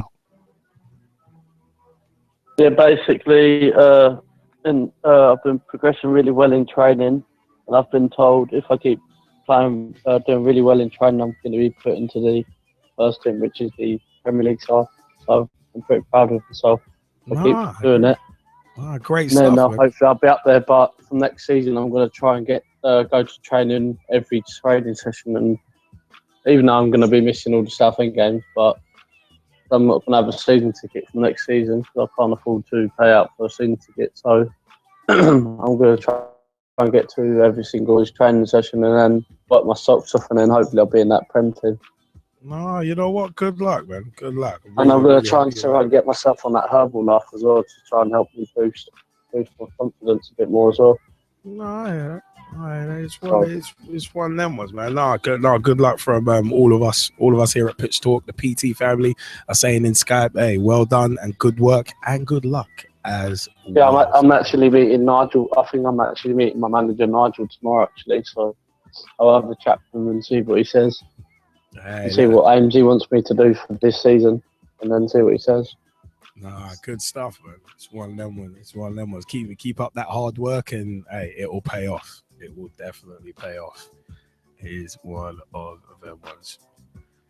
See, we like to end the show on a good note, on a really, really good note. And you know what? It is one of them ones. That's what the grassroots segment is all about. Just the positivity of grassroots football rather than the negativity of other areas. It's one of them. Gotta love it. Got to love it.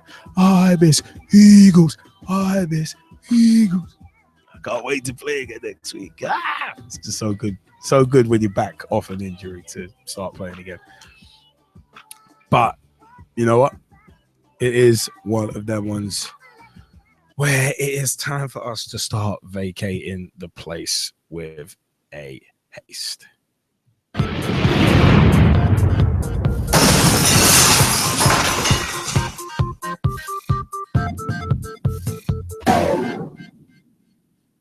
Hi, I'm John Sitton, and I'm here with Gavin, Liam, and Gerald on Pitch Talk. The football talk show that pulls no punches and holds back nothing on opinions. Hello, I'm Rob Russ. My name is Christian Carambeu. I'm grassroots coach Manisha Taylor. Hi, I'm Matt Hodgson, director of the 4-year plan, and you're listening to Pitch Talk, the only place to get your Monday night footballing fix. Make sure you join the revolution. The pitch is where we eat. The pitch is where we sleep. And the pitch is where we talk. I'm Andy Copeland from the Glennet Southern Amateur League. Philip Wick, I'm CEO of 14. I'm Rob Lusher, former chairman of Ibis FC. I'm Samira Sonley, co-founder and co-director of Motivate Sports and Fitness. And you're listening And you're listening to Pitch Talk.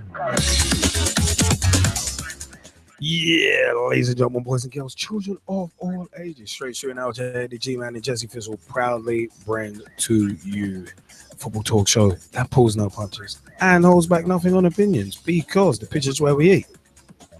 The pitch is where we sleep. We talk it. Hey, we've crammed a lot in. Unfortunately, didn't have time for stuff for the week, but we tried to cram in quite a lot. And you know what?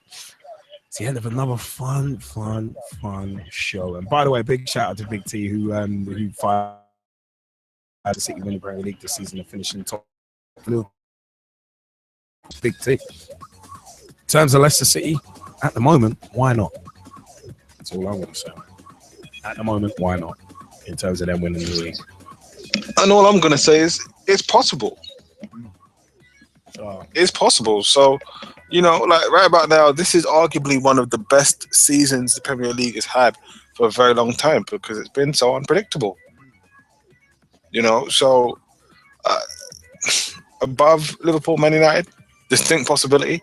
Winning the league, again, another distinct possibility. You know, I think Jamie Vardy, he's either had surgery or due to have surgery. Already had it, yeah. Came back a yeah. little earlier than expected.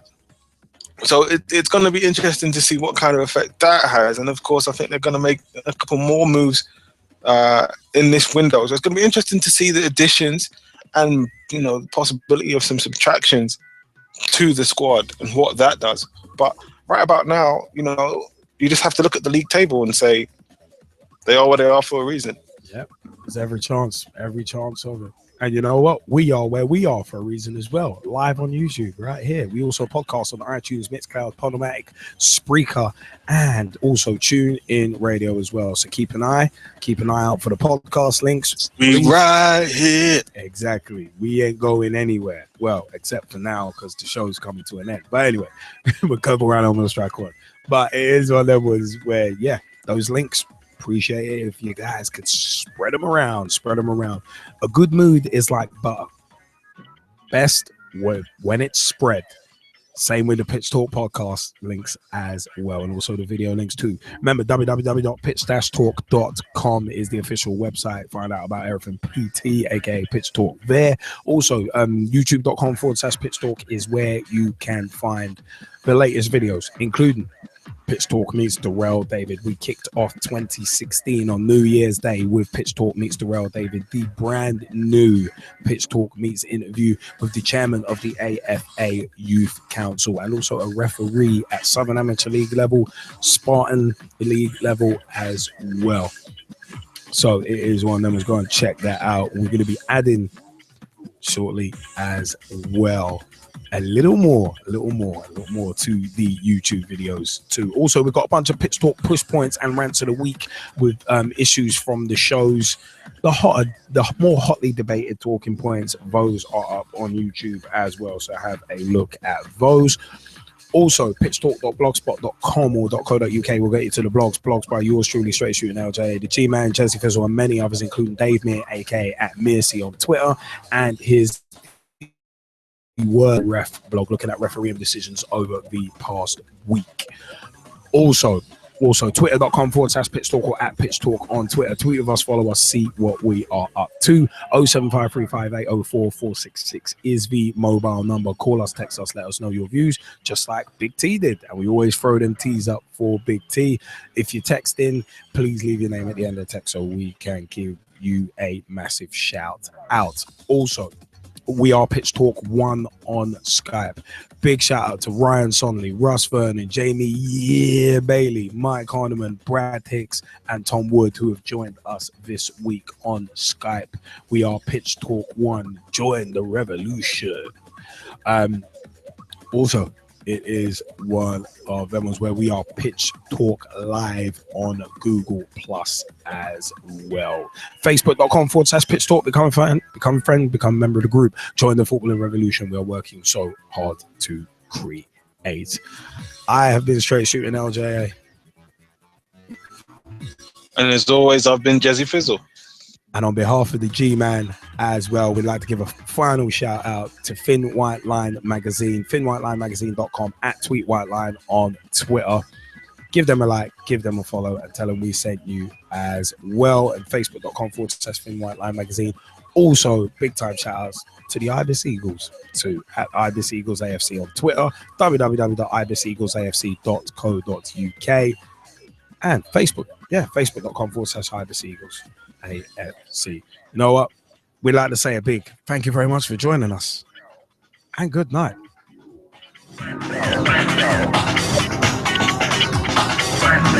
Go.